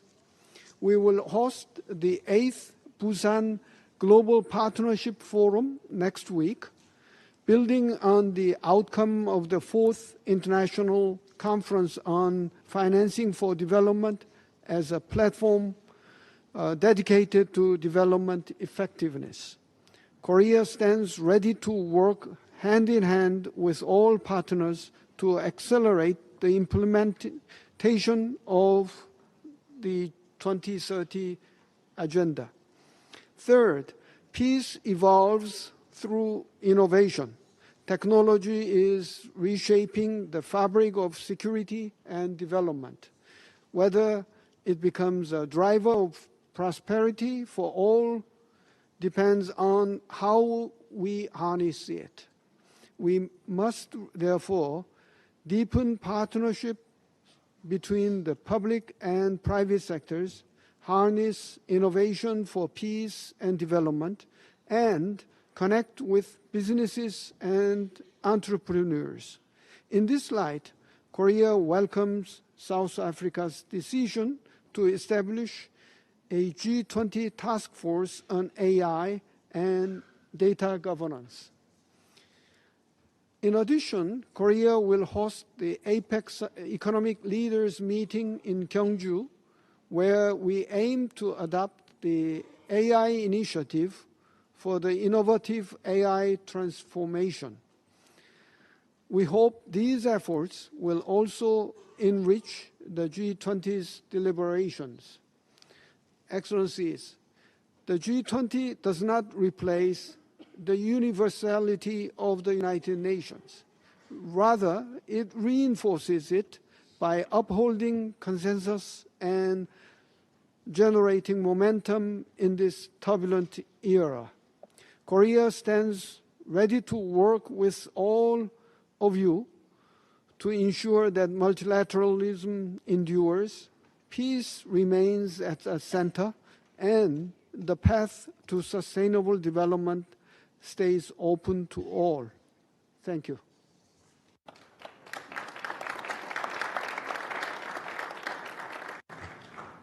Thank you very much. The Republic of Korea will now go to Mexico. His Excellency Mr. Juan Ramon de la Fuente Ramirez, Minister of Foreign Affairs of Mexico. You now have the floor. Muchas gracias, Ministro Lamola. Thank you very much, Minister Lamola. Distinguidos colleagues, invitados, distinguished México guests. agradece a la Mexico is presidencia grateful to sudafricana the South por African convocar esta Presidency for segunda having reunión de convened ministros de this second Relaciones meeting Exteriores del of G20 foreign ministers que nos of the ofrece G20 la countries, which oportunidad de presents us with an reflexionar opportunity to sobre el think papel de la about ONU y the la role of the responsabilidad UN que and tenemos the de responsibility that fortalecerla we have en to beneficio strengthen de it nuestros for the pueblos. benefit of our peoples. Estos tiempos de These cambios times sistémicos que of afectan la systemic paz y la change that estabilidad affect en peace diferentes and regiones, stability in el various medio ambiente y la regions, as justicia well as the social environment and social requieren de justice, acciones call más for efectivas more effective y action acaso también más and concertadas perhaps more para ser concerted más action efectivas. if we're to be En todo more caso, effective. las desigualdades entre países y al interior de Inequalities estos persisten between and y los within límites del countries orden are internacional persisting, actual and we're son seeing the cada vez más limitations evidentes. of the En global este order. contexto, In el this G20 context, constituye the una voz G20 has cuyo peso a debe voice destacar con más fuerza through la which importancia we del should multilateralismo stress more como una respuesta más vocally eficaz the a los desafíos globales. importance of El multilateralism grupo as tiene the la only capacidad de effective response contribuir to a global fortalecer challenges. las And this instituciones group has the multilaterales ability to contribute para to hacerlas strengthening más multilateral transparentes, institutions, to más make them more responsables transparent, y más influyentes. more responsible, and more Al influential. reafirmar nuestro respaldo a la ONU, We reiteramos reiterate también our support for que the se UN, requiere de and we una also reforma reiterate that we profunda need de sus to estructuras, engage in sus wide-ranging mandatos reform of its y su structures, funcionamiento. its mandates, and the way in which it Respaldamos la works. iniciativa ONU We 80 support del secretario the general, Secretary General's pero la UN 80 revitalización initiative, tanto de la but Asamblea the General como revitalization del of the General Consejo de Assembly Seguridad and the Security son Council impostergables. are Junto con actions that Indonesia, can't now be Jordania, postponed. Kenia, Noruega, Along with Nueva Indonesia, Zelanda, Jordan, Senegal y Kenya, Singapur, Norway, New Zealand, Senegal, and establecimos un Singapore, grupo we have UN80 established Global a para UN incidir 80 global group constructivamente en esta to iniciativa del contribute secretario general constructively to con el that objetivo de SG fortalecer initiative el with a view to multilateralismo, strengthening el derecho multilateralism, internacional y international la law, ONU en su conjunto. and the UN Pero as a whole. insisto, se necesita But una reforma multilateral we más need amplia que broader asegure que multilateral las reform estructuras de la that gobernanza will global ensure that the structures sean of más global relevantes governance y be para ello tienen que more ser más relevant, inclusivas and to be more y relevant, más they need to be more efectivas para poder inclusive enfrentar and more estos effective retos globales. in enabling us Promovemos to tackle activamente la global implementación del challenges. Pacto We para el are futuro actively para que promoting the sus acuerdos implementation of the formen Pact for parte the de las Future reformas del so secretario that general the agreements bajo la within iniciativa that ONU be 80 part of y the Secretary apoyamos la General's reforms under instrumentación the del UN panel 80 sobre initiative. inteligencia And we support artificial the y su use diálogo of the panel on multiactor en artificial cumplimiento de los intelligence and the acuerdos del Pacto multi-stakeholder Mundial dialogue Digital, convencidos de que la gobernanza tecnológica es indispensable para la paz y el desarrollo sostenible. El G20, colegas, tiene la capacidad de respaldar estos esfuerzos y responder a las crisis estructurales que afectan a la economía y al desarrollo. Su papel es pues clave para promover soluciones colectivas y fortalecer la confianza en el sistema multilateral. Muchas gracias.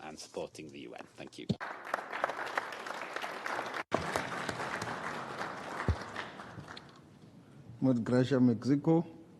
We now go to Saudi Arabia. His Royal Highness Prince Faisal bin Farah Al Said, the Minister of Foreign Affairs of Saudi Arabia. Thank you, Excellency. بسم الله الرحمن الرحيم. معالي الرئيس رونالد لامولا وزير خارجية جنوب أفريقيا. أصحاب السمو المعالي وزراء الخارجية الحضور الكرام السلام عليكم ورحمة الله وبركاته. Ministers of Foreign Affairs, may the peace and blessings of God be upon you. The Kingdom of Saudi Arabia would like to express its heartfelt gratitude to the South African Presidency of the G20.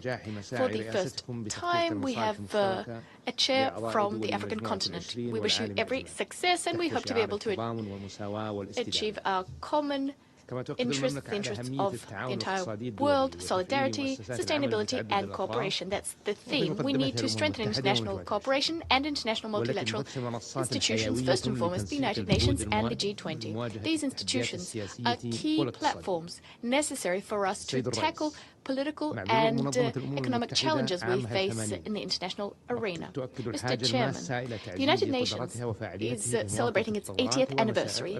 Therefore, it's necessary for us to strengthen the organization to ensure that it is up to the task of addressing present-day challenges. We need to strengthen constructive cooperation and dialogue to this end. Development cannot prevail when there is conflict. The role of the G20 is to address various issues, whether they be economic or political, with a view to achieving sustainable development internationally and regionally. Forging peace is a key pillar for economic development and for ensuring that we have an environment that's conducive to attracting more investment and to establishing partnerships as well as strengthening international cooperation. The digital transformation is also a key component we need to harness so as to guarantee greater participation of all sectors of our societies, in particular women and children. Over the last few years, what we've demonstrated is that the challenges we face know no borders. In order to tackle those challenges, we need multilateral cooperation underpinned by common responsibility. Today's world is plagued by inequality, economic disruption, and this has corrosive consequences for millions of people. There are also regional and international tensions and violations of international law. All of these issues are undercutting peace and security, thwarting the achievement of sustainable development. Despite these conflicts, the current status of the global economy, despite all this, in the Kingdom of Saudi Arabia, we managed to maintain our economic flexibility and to maintain our non-oil GDP levels, as well as to combat unemployment. We've coordinated our economic policies at the international level so as to achieve market stability and to protect vulnerable countries from deleterious economic and social consequences thereof. Mr. Chairman, we need to coordinate the work of the G20 and the UN so as to better grapple with global governance issues on the economic front. This cooperation between our two organizations will help us to tackle economic challenges and to build the international community's capacity to support developing countries, as well as to achieve sustained and sustainable growth. We stand ready to cooperate, working hand in hand with all of our partners for the benefit of all of our countries. We bear a common responsibility, that is recommitting to the principles enshrined in the United Nations Charter. We must work towards a more inclusive, transparent world order based on parity, one that responds to the aspirations of our people. The Kingdom of Saudi Arabia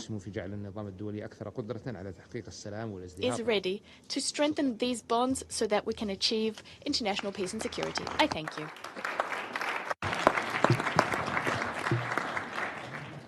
Thank you very much to the Kingdom of Saudi Arabia. We now go to take here Her Excellency Ms. Beris Ekin, the Deputy Minister of Foreign Affairs of Turkey. You now have the floor. Thank you. Excellencies, I thank South Africa for convening this timely meeting in such an inclusive format.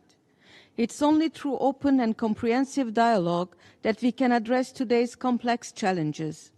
The ultimate purpose of our work, whether within the UN or the G20, is the welfare of humanity. Yet, welfare cannot be measured solely in economic terms. Peace and development are intrinsically linked, and neither can truly exist without the other. Today, we confront an unsettling reality. Conflicts are longer, deadlier, and more widespread than at any point in recent history. International law and humanitarian principles are systematically breached. Terrorism continues to claim innocent lives. Racism and xenophobia erode social harmony.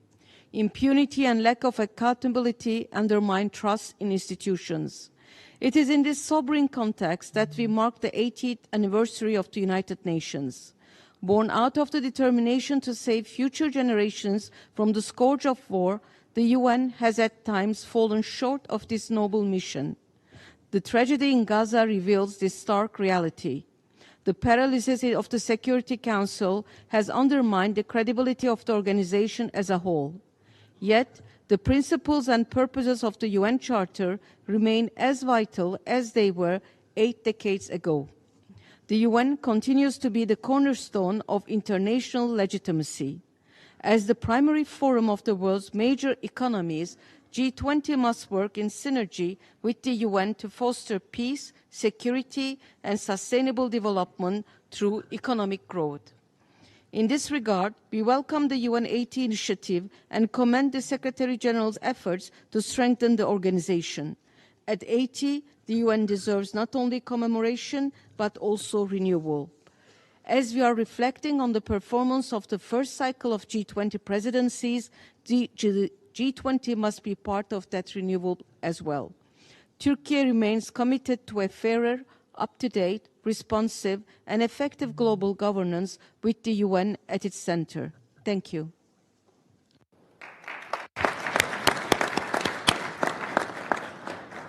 Thank you very much, Turkey. We now go to the United Kingdom. Her Excellency, Ms. Yvette Cooper, the Foreign Secretary. You now have the floor.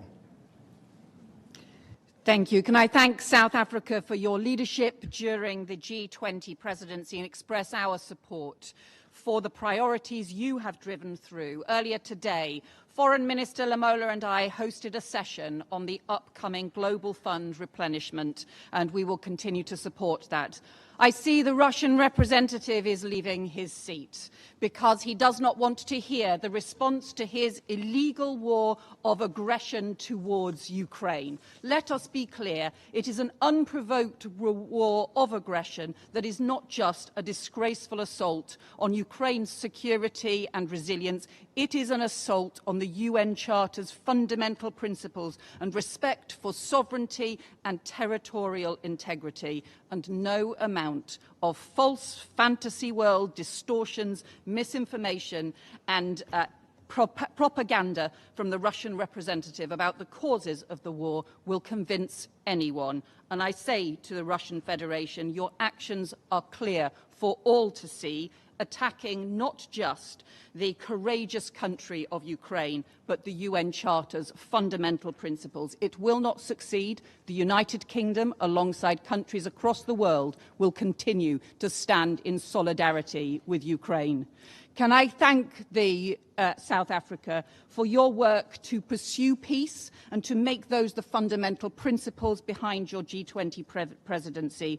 We will continue to support you on the replenishment of the Global Fund, which we seek to achieve in time for the November G20 summit, because as a result of that work, children are no longer growing up as orphans. Millions of parents no longer face early bereavement because 70 million lives have been saved from HIV, TB and malaria. We will continue to support reform of the international financial system, including calling for greater voice and representation for low-income and vulnerable countries in the World Bank and IMF.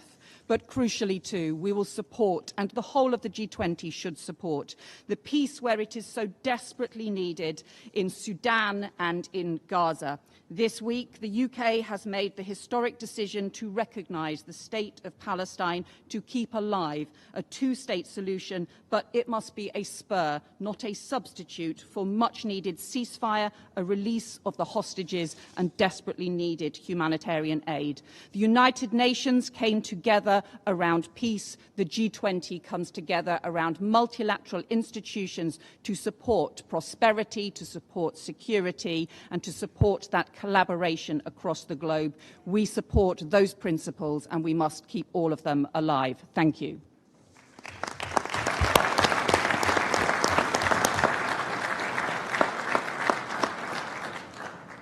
Thank you very much, the United Kingdom. We now go to India. His Excellency, Mr. S. Shankar, the Minister of External Affairs of India. You now have the floor, my dear brother.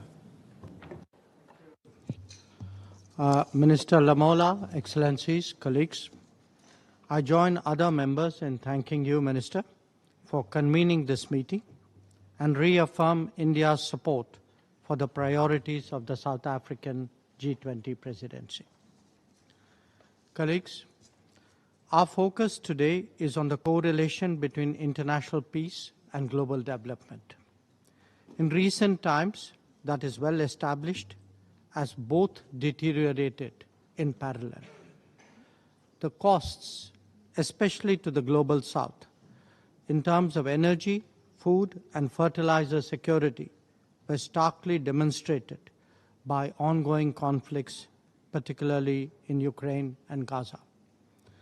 Apart from jeopardizing supplies and logistics, access and costs themselves became pressure points on nations. Double standards are clearly in evidence. Excellencies, peace can certainly enable development, but by threatening development, we cannot facilitate peace. Making energy and other essentials more uncertain in an economically fragile situation helps no one. Therefore, the way out is to move the needle towards dialogue and diplomacy, not in the opposite direction towards further complications.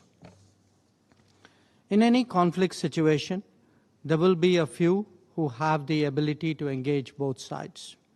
Such countries can be utilized by the international community, both to achieve peace and to maintain it thereafter.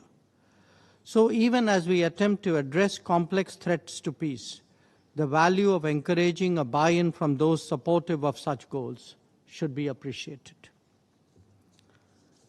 A persistent threat to development is that perennial disruptor of peace, terrorism. It is imperative that the world display neither tolerance nor accommodation to terrorist activities. Given the extensive networking among terrorists, those who act against them on any front actually render a larger service to the international community as a whole. As we confront conflict, economic pressures, and terrorism, the limitations of multilateralism and the United Nations in particular are visible. The need for reforming multilateralism has never been greater. Colleagues, the international situation is today both politically and economically volatile. We, as members of G20, have a particular responsibility to strengthen its stability and give it a more positive direction. That is best done by undertaking dialogue and diplomacy, by firmly combating terrorism, and by appreciating the need for stronger energy and economic security. I thank you.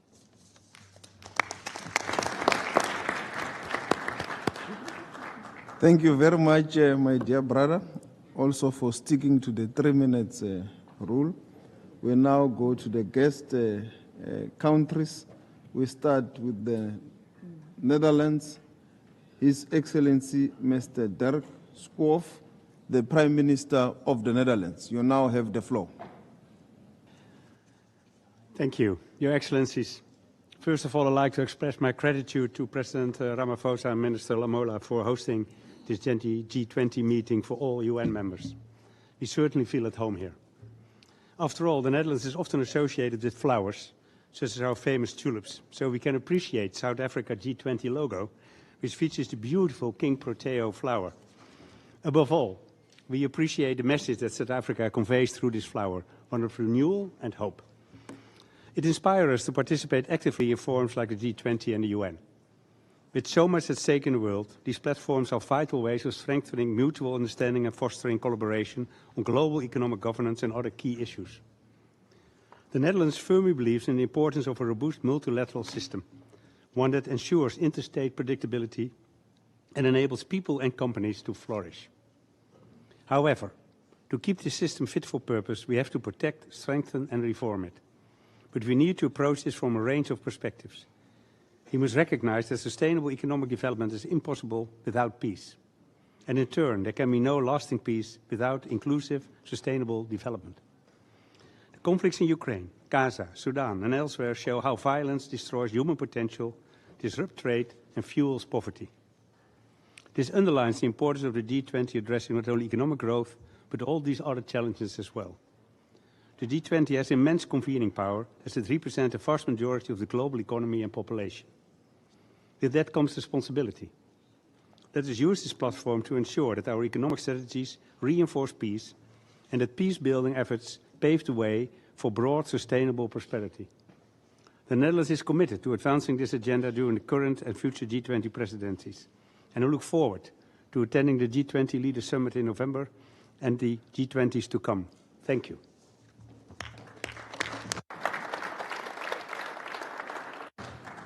Thank you very much, Prime Minister, and also for associating with our beautiful national flower. Thank you very much. We now move to Algeria.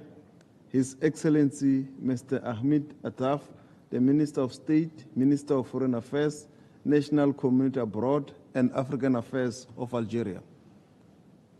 Thank you, Mr. President. Algeria commends South Africa for its leadership of the G20 and values its tireless efforts in championing strategic priorities that deeply resonate with Africa's needs, aspirations, and vision for progress. With South Africa's stewardship and the African Union's full membership, we believe that the G20 is fully able to lead the global transformative agenda for the common good. Against this background, Algeria wishes to highlight the following. First, as we mark the 80th anniversary of the United Nations, We must work together to preserve what can be fairly described as the most sacred and most precious heritage of mankind. This heritage includes, notably, the United Nations itself and all that it embodies in terms of international law, multilateralism, and the global cooperation and interdependence. Second, the growing awareness about the injustices and imbalances of the current global governance must lead to concrete reforms. Africa must no longer remain on the margins of the world. The Security Council and the three Bretton Woods institutions must undergo comprehensive reforms to end decades-long of historical injustices inflicted upon our continent. Third, Africa's rightful place in shaping the future global economy must be secured and promoted. Every effort must be made to ensure that Africa is not left behind.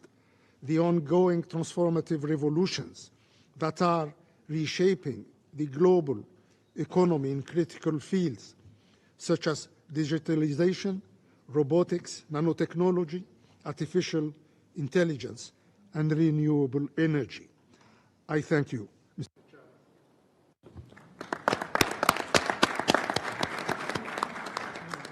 Thank you very much, Algeria. We now move to Egypt.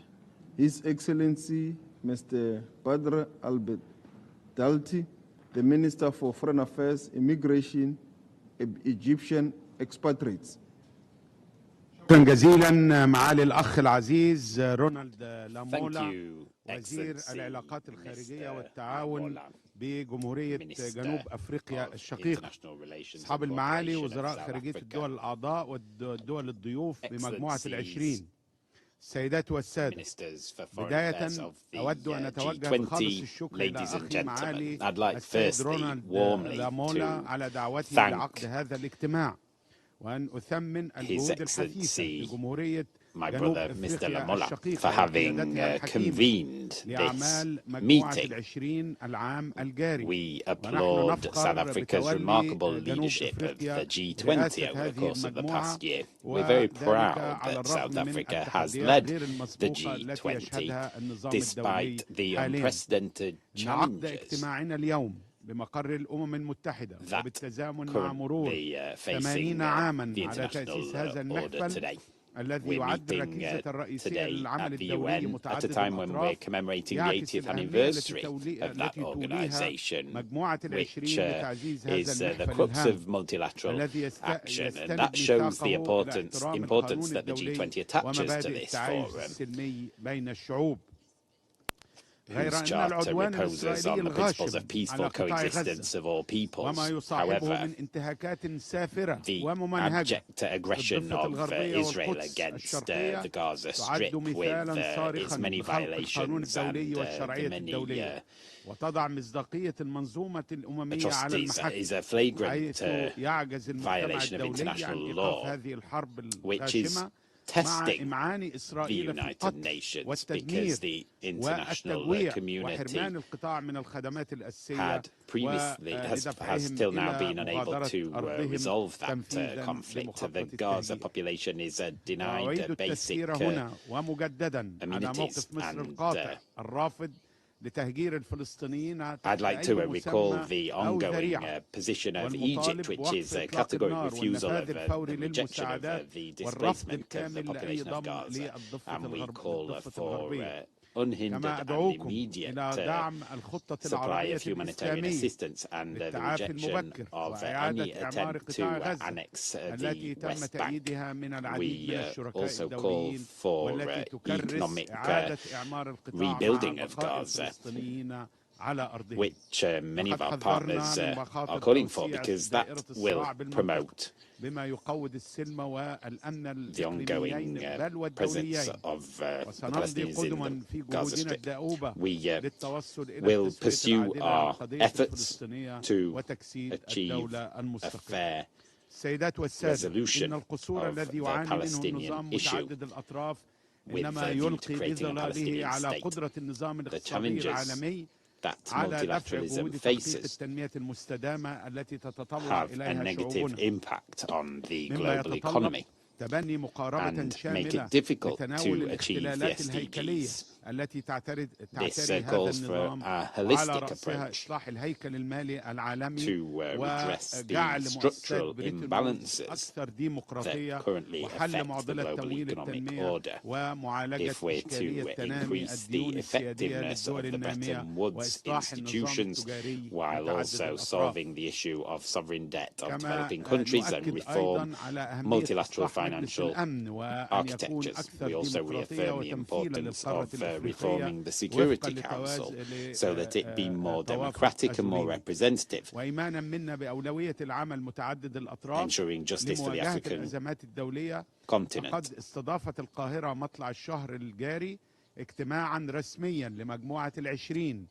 In terms of multilateral action, Egypt has welcomed a meeting on food security under the aegis of the G20, and that's extremely important for developing countries and least developed countries.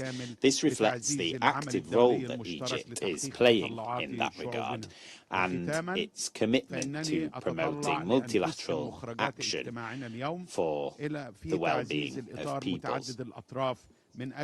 May this meeting help promote the multilateral framework with a view to a better future for everyone. Thank you. Thank you very much to Egypt. We now go to Ireland. His Excellency Mr. Darren O'Brien, the Minister for Climate, Energy and Environment. You now have the floor. Thank you, Chair, Minister Lamola, and I join my colleagues in congratulating you on South Africa's presidency of the G20, your leadership and the great programme for this year. Ireland associates itself with the statement delivered by the European Union. This week we celebrate 80 years since the signing of the UN Charter, when leaders agreed to practice tolerance and live together in peace as good neighbours.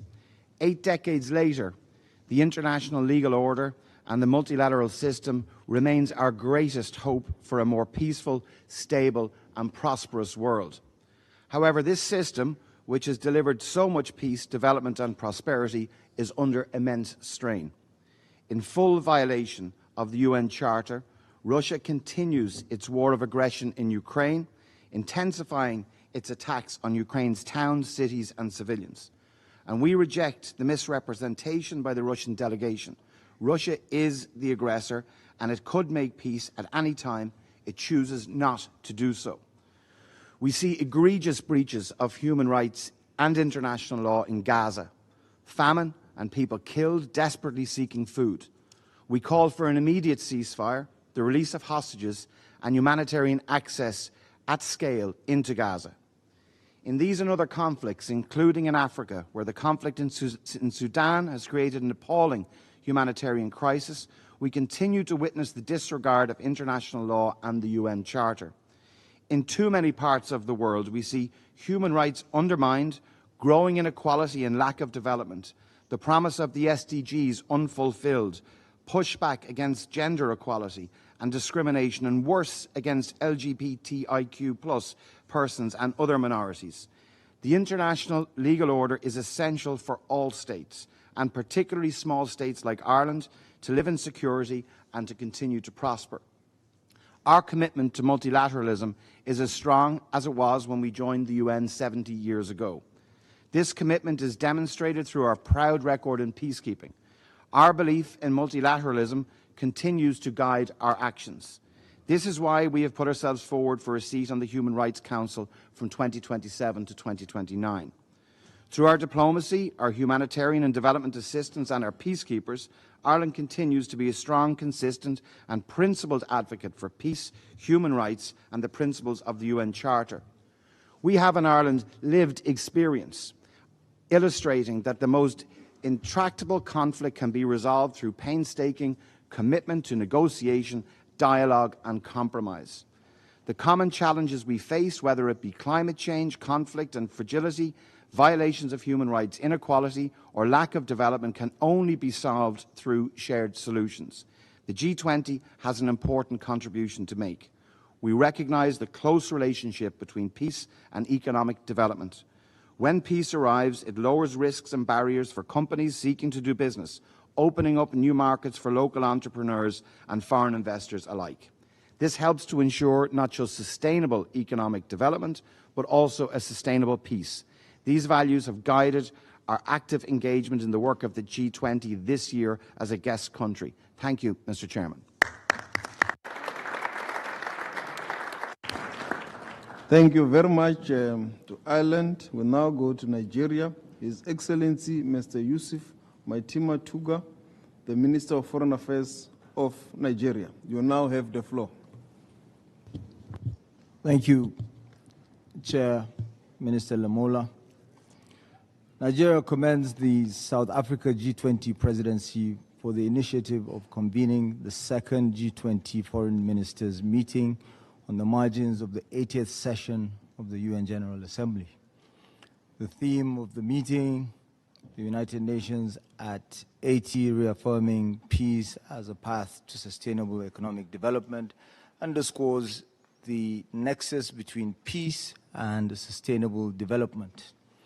Today, our world is confronted with rising geopolitical tensions, economic uncertainty, humanitarian crises, and conflict in Asia, Europe, and Africa. The G20 must seek to work more closely with the UN to deepen commitments to the peaceful resolution of conflicts and the promotion of constructive dialogue as fundamental tools for global peace and security, especially in the Middle East and Eastern Europe, where tensions continue to rise. Nigeria firmly believes in investing in mediation and other conflict prevention initiatives. We reiterate our calls for G20 member states to strengthen its dispute settlement mechanism, including provision of humanitarian assistance and support for African-led peace initiatives that address conflicts and their roots. The use of non-African private military companies and proxies ultimately fails. Alongside these challenges, terrorism and violent extremism continue to pose significant threats to global peace. Nigeria recognizes that tackling these threats requires a comprehensive approach to address both the immediate security concerns and the underlying socio-economic drivers. Furthermore, developmental challenges and poverty alleviation must remain at the center of our global agenda, as sustainable investments in education, healthcare, and job creation are critical to ensuring long-term stability and prosperity for all. We must also be honest about representation and decision-making. The G20 has proven to be an effective platform for economic cooperation, but if multilateral agencies are to remain relevant in a more complex world, we need reform that ensures greater inclusion, particularly for African nations, as we work towards a more equitable global order. This also informs our advocacy for support from the G20 for just geographical representation in the United Nations Security Council and for Africa to be given permanent seats. Prescriptions should match diagnosis, but that can only be achieved if the patient is part of the conversation. Youthful Nigeria is set to become the third largest country in the world in the next 25 years. Mr. Chair, I conclude by reaffirming Nigeria's resolve and commitment to work in the G20 with all partners for an inclusive, prosperous future. I thank you. Thank you very much, my dear brother from Nigeria. We now go to Norway. His Excellency, Mr. Espen Barth Eide, the Minister of Foreign Affairs of Norway. You now have the floor. Thank you very much, Minister Lamola, and I want to commend you as well for the excellent chairmanship of the G20 and also for convening us here today. Since this is the second time after Brazil did the same thing last year, this is now a tradition. I hope it is a tradition that will last, that we meet here as the foreign ministers of the G20 meet here. Multilateralism is being challenged very seriously. Just at a time where we need it more than ever, we have significant things to deal with in our world. And the theme chosen by South Africa for today's meeting is fundamental. Without peace, we cannot achieve sustainable economic development, and without sustainable economic development, we cannot make peace last. This is true in Gaza, it's true in Sudan, it's true in Ukraine, and in so many other places. And as wars are man-made, they can also be ended by wise people. For the UN to live up to today's challenges, we have to open up for significant reform. There is nothing wrong with the norms and principles on which the UN is formed. We don't need to reform the principles. But we do need to look into, after 80 years, whether the institutional expression, whether the organization has grown too big, too large, and too diverse for focusing on what is most important. And we need to engage in that discussion in a very creative manner.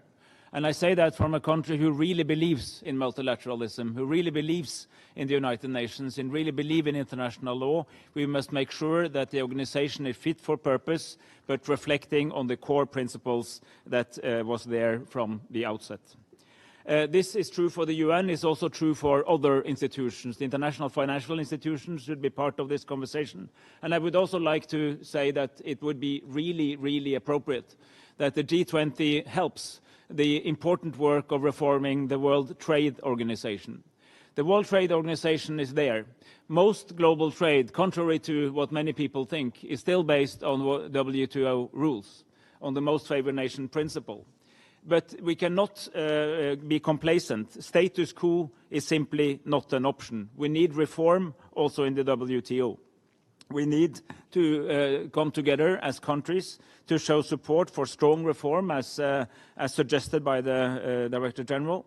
We need to be specific, we need to be creative, we need to stand up against unfair trading practices, we need to become more transparent, we need to make sure that the organization provides for a level playing field. I mention this because it's separate from the UN reform, but it is an intrinsic part of making the multilateral system work better. And precisely in a time of crisis, we should remember the saying that in crisis there is also opportunity. And if that is true, this is really the time to try to reap that opportunity, to come together. If some countries become less responsible, others must become more responsible, and we need to come together to make this a better world by strengthening the institutions, finding 21st century solution, but also take the cue from the founding fathers and mothers who had very good instincts why they set up this United Nations. Thank you. Thank you very much. We now go to Singapore. His Excellency, Mr. Vivian Balakrishnan, the Minister of Foreign Affairs, you now have the floor. Thank you, Minister. Thank you for the privilege. It's easy to follow Norway. I often tell him that we can exchange our speeches and no one will know the difference. So I associate myself with everything my brother has said. I'm honored to deliver this statement on behalf of the Global Governance Group. We call ourselves the 3G, which is an informal and diverse grouping of 30 small and medium-sized states. Our global order is undergoing fundamental shifts. That's not new. But in such uncertain times, it's all the more reason that we need a rules-based multilateral system. The G20, that represents the major players, in fact has additional responsibility to keep our rules-based multilateral system working and fit for purpose. And I want to commend South Africa's approach, and in fact, following the tradition of Brazil, to open up the G20 Foreign Ministers Meeting to all UN member states. This embodies the principle of open and flexible multilateralism. We also commend South Africa's presidency's theme of solidarity, equality, and sustainability, and your focus on fostering international cooperation in key areas of concern, including the need to mobilize predictable financing for development and supporting micro, small, and medium enterprises, which remain critical drivers of economic growth and, importantly, job creation. The 3G also encourages the G20 to collaborate more closely with the UN in these and other areas, including making the plug for the WTO, as Norway has just done. The G20 at 20 review is timely. International institutions need to adapt to our new realities, and the UN's initiative and the adoption of the Compromiso di Sevilla at the 4th International Conference on Financing for Development reflects this momentum, aiming to review mandates, strengthening global responsiveness. Similarly, the G20 must also evolve to remain inclusive, efficient, and fit for purpose. This means balancing open trade, sound economic policy, and appropriate social safeguards while strengthening collective resilience. Sustained dialogue amidst differences remains essential for global stability and for peace and prosperity. And small and medium-sized states are especially exquisitely vulnerable to global shocks, and therefore we have an outsized stake in a rules-based world order. Looking ahead, the 3G stands ready to support and will contribute to South Africa's presidency, and we will continue to submit papers and to act as a bridge between the G20 and the wider UN membership, especially the smaller states. So in closing, I just want to again make a note of appreciation, deep appreciation to South Africa for your leadership, for your cooperation, and for your partnership for the G20. And we hope that the succeeding presidencies, in particular the US, will also continue this tradition. Thank you.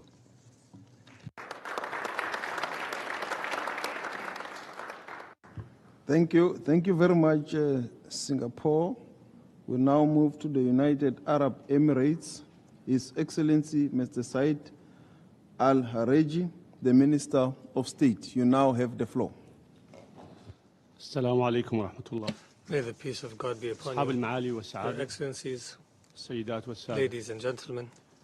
I would like to start by thanking the Republic of South Africa for their invitation to this gathering today.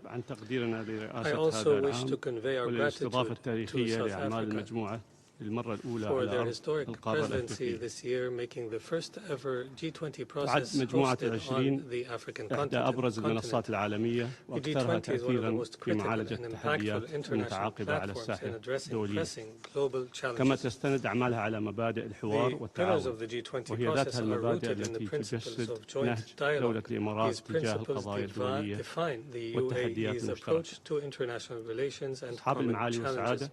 Excellencies, ladies and gentlemen, as a guest country participating in the last 4 G20 presidencies, the UAE has witnessed firsthand the effectiveness of G20's working methods and initiatives, especially in the face of severe global challenges. The G20 has proven its ability to act quickly and to coordinate effectively in support of global stability. In this light, I would also like to commend the South African presidency for presiding over the G20 at 20 review.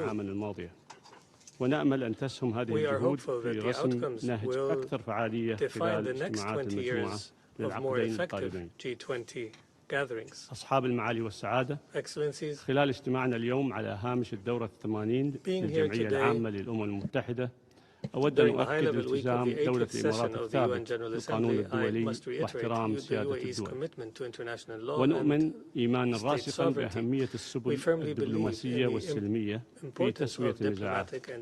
إننا في دولة الإمارات ملتزمون بتهدئة الأوضاع وخفض التوترات عبر تغليب الدبلوماسية والحوار المفتوح.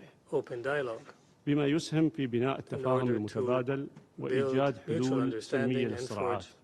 وتحقيقا لهذه الغاية أؤكد مجددا إدانة الإمارات بأشد العبارات للهجوم الإسرائيلي السافر الذي استهدف دولة قطر، إذ يشكل هذا العدوان المتهور انتهاكا صارخا لسيادة دولة قطر واعتداء خطيرا على القانون الدولي وميثاق الأمم المتحدة، وتصعيدا غير مسؤول يهدد الأمن والاستقرار الإقليمي والدولي. علاوة على ذلك نواصل الدعوة إلى الوقف الفوري وغير المشروط لإطلاق النار في غزة وإطلاق سراح جميع الرهائن والمعتقلين وإيصال المساعدات الإنسانية بشكل عاجل ودون عوائق إلى المدنيين. ونرحب في هذا الإطار بالاعترافات الأخيرة بدولة فلسطين، ونظل ثابتين في إيماننا بأن لن يكون هناك سلام في المنطقة إلا بقيام دولة فلسطينية تعيش جنبا إلى جنب في أمن وسلام وكرامة مع إسرائيل. وفيما يخص الوضع في السودان فإنه لا يزال مقلقا، وإلى جانب شركائنا نواصل كدولة الإمارات جميع الجهود الرامية إلى استعادة الأمن والاستقرار في السودان، بما في ذلك من خلال البيان المشترك الصادر عن اللجنة الرباعية في 12 من سبتمبر 2025. ونواصل الدعوة إلى وقف فوري ودائم لإطلاق النار وضمان وصول المساعدات الإنسانية دون عوائق، والمضي قدما في عملية انتقالية تودي إلى قيام حكم مدني مستقل عن سيطرة الأطراف المتحاربة. أصحاب المعالي والسعادة، السيدات والسادة، ومع اقتراب اختتام رئاسة جنوب أفريقيا لمجموعة ال20 أود أن أؤكد مجددا دعم الإمارات لمجموعة ال20 عبر مختلف مجموعات العمل والأولويات، بما في ذلك مساعي لإعلان قادة مجموعة ال20. ونتطلع أيضا إلى أن تسهم قمة جوهانسبرغ المقبلة في تعزيز التعاون الدولي ودعم استقرار الاقتصاد العالمي بما يعود بالخير على المجتمع الدولي وشعوب العالم كافة.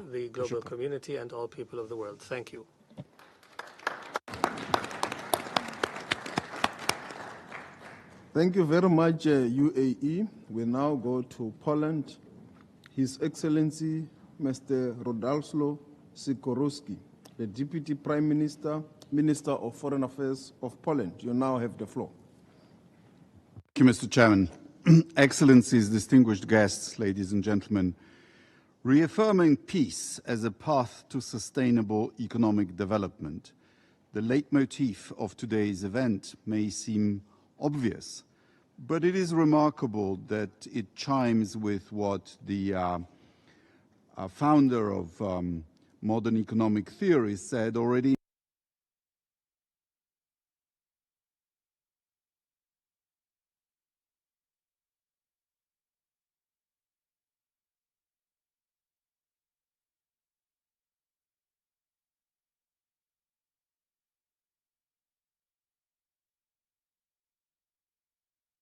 requisite to carry a state to the highest degree of opulence from the lowest barbarism, but peace, easy taxes, and a tolerable administration of justice. All the rest being brought about by the natural course of things, end quote. That was, of course, Adam Smith. And by tolerable administration of justice, I think he meant our modern expression of rule of law. In Poland, communism collapsed in 1989, and since then we were able to transform our country from a command economy to a free economy. And over the last 35 years, Poland has successfully employed the advice of Adam Smith. As a result, according to the IMF, Poland, which in the 1990s was ranked globally in the 5th 10, this year has moved to the 20th place. Poland is thus ranked second in the world as far as GDP change between 1990 and 2020 is concerned, yielding only to the People's Republic of China. Therefore, we believe we have a good story to tell, And therefore, we believe that Central and Eastern Europe deserves a more prominent place in the United Nations system and other global governance fora. As the biggest economy in our region, 20th largest in the world, as I've already mentioned, Poland is ready to represent Central and Eastern Europe in these fora, in particular in the G20, where the region is absent. We have already had the honor of contributing to the G20 work on the invitation of previous presidencies, Germany, India, Turkey, Saudi Arabia, and Indonesia. We also have participated in the endeavors of South Africa's presidency, proudly representing the European Union as its council presidency. We are grateful to the United States for the invitation to working together in the G20 framework in 2026 and for the invitation issued to our president to attend the summit in Florida. We are ready to actively contribute to it at both political and working level, and we hope that this invitation will finally transform into Poland's permanent presence in the G20. Thank you.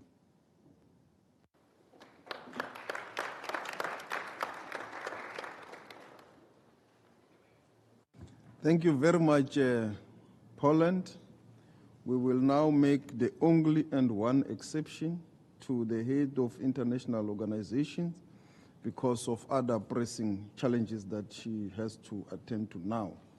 The WTO, Ms. Ngozi Ongojo Luela, the Director General, you now have the floor. Thank you so much, Minister Lamola. Excellencies, I want to thank South Africa for inviting us to join you here and to make these remarks. I also want to take the opportunity to thank all the ministers who've talked about the importance of multilateral trade and the WTO as exemplified by Norway and Singapore. The global trading system stands at an inflection point, the most critical in nearly 80 years. This multilateral trading system was never just about trade. It was created above all to help prevent war. Having witnessed now how a closed and divided world economy fueled depression, conflict, and ultimately the Second World War, the architects resolved to build an open and integrated world economy instead. Trade would deliver shared prosperity, interdependence would give nations a stake in one another's success. Rules would underpin stability and trust. The antidote to the zero-sum or really negative-sum policies of the 1930s was the recognition that national interests would be better served by positive-sum cooperation. And it worked pretty well. For nearly 80 years, the world has experienced unprecedented prosperity and relative peace. But success can breed complacency. I think we took open trade for granted, and we failed to adapt the system to the rapid changes in the global economy it had helped to create. Many WTO members have tabled complaints, including successive U.S. administrations, and some of these complaints are valid. Imbalances in liberalization commitments, failure to address unfair trading practices, the dispute settlement system, developing countries feel the system is not delivering well enough for them and integrating them better, giving them policy space to develop and grow. So this crisis must be a catalyst for reform. Reform means modernizing the rule book. It means ensuring consensus decision-making, which we treasure, does not become a recipe for paralysis. It means restoring a faster, more effective dispute settlement system. Above all, it means widening the circle of countries that participate in and benefit from global trade, achieving true interdependence in trade, not overdependence, as we see in some cases now. In this regard, China's announcement 2 days ago that it will henceforth forgo access to special and differential treatment, some of the privileges accorded to developing countries at the WTO, is most welcome and helps to open the door to reform. Now, many of you have said that the trading system matters enormously, and so does the WTO. So let me end with some positive news, that in spite of the tariff actions we've seen recently, nearly 72% or 3/4 of world's goods trade still continues to go on under WTO rules. Services and digital trade continues to expand. For the overwhelming majority of economies, open and rules-based trade is not a choice. It's a necessity.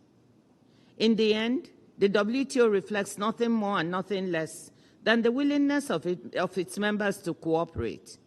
Reforming the multilateral trading system and the WTO will need strong political will, and that will essentially needs to come from you, Excellencies, the leaders of the organization. Whether this system ultimately is reformed or the status quo continues to hold is up to you, and I know you'll do the right thing. Thank you.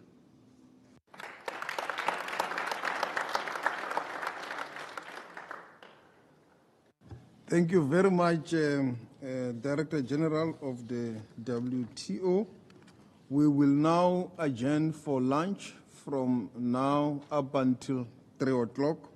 And when we return, we will continue with our speakers list, which is available on the link to the live list of the UN members and international organizations that are present.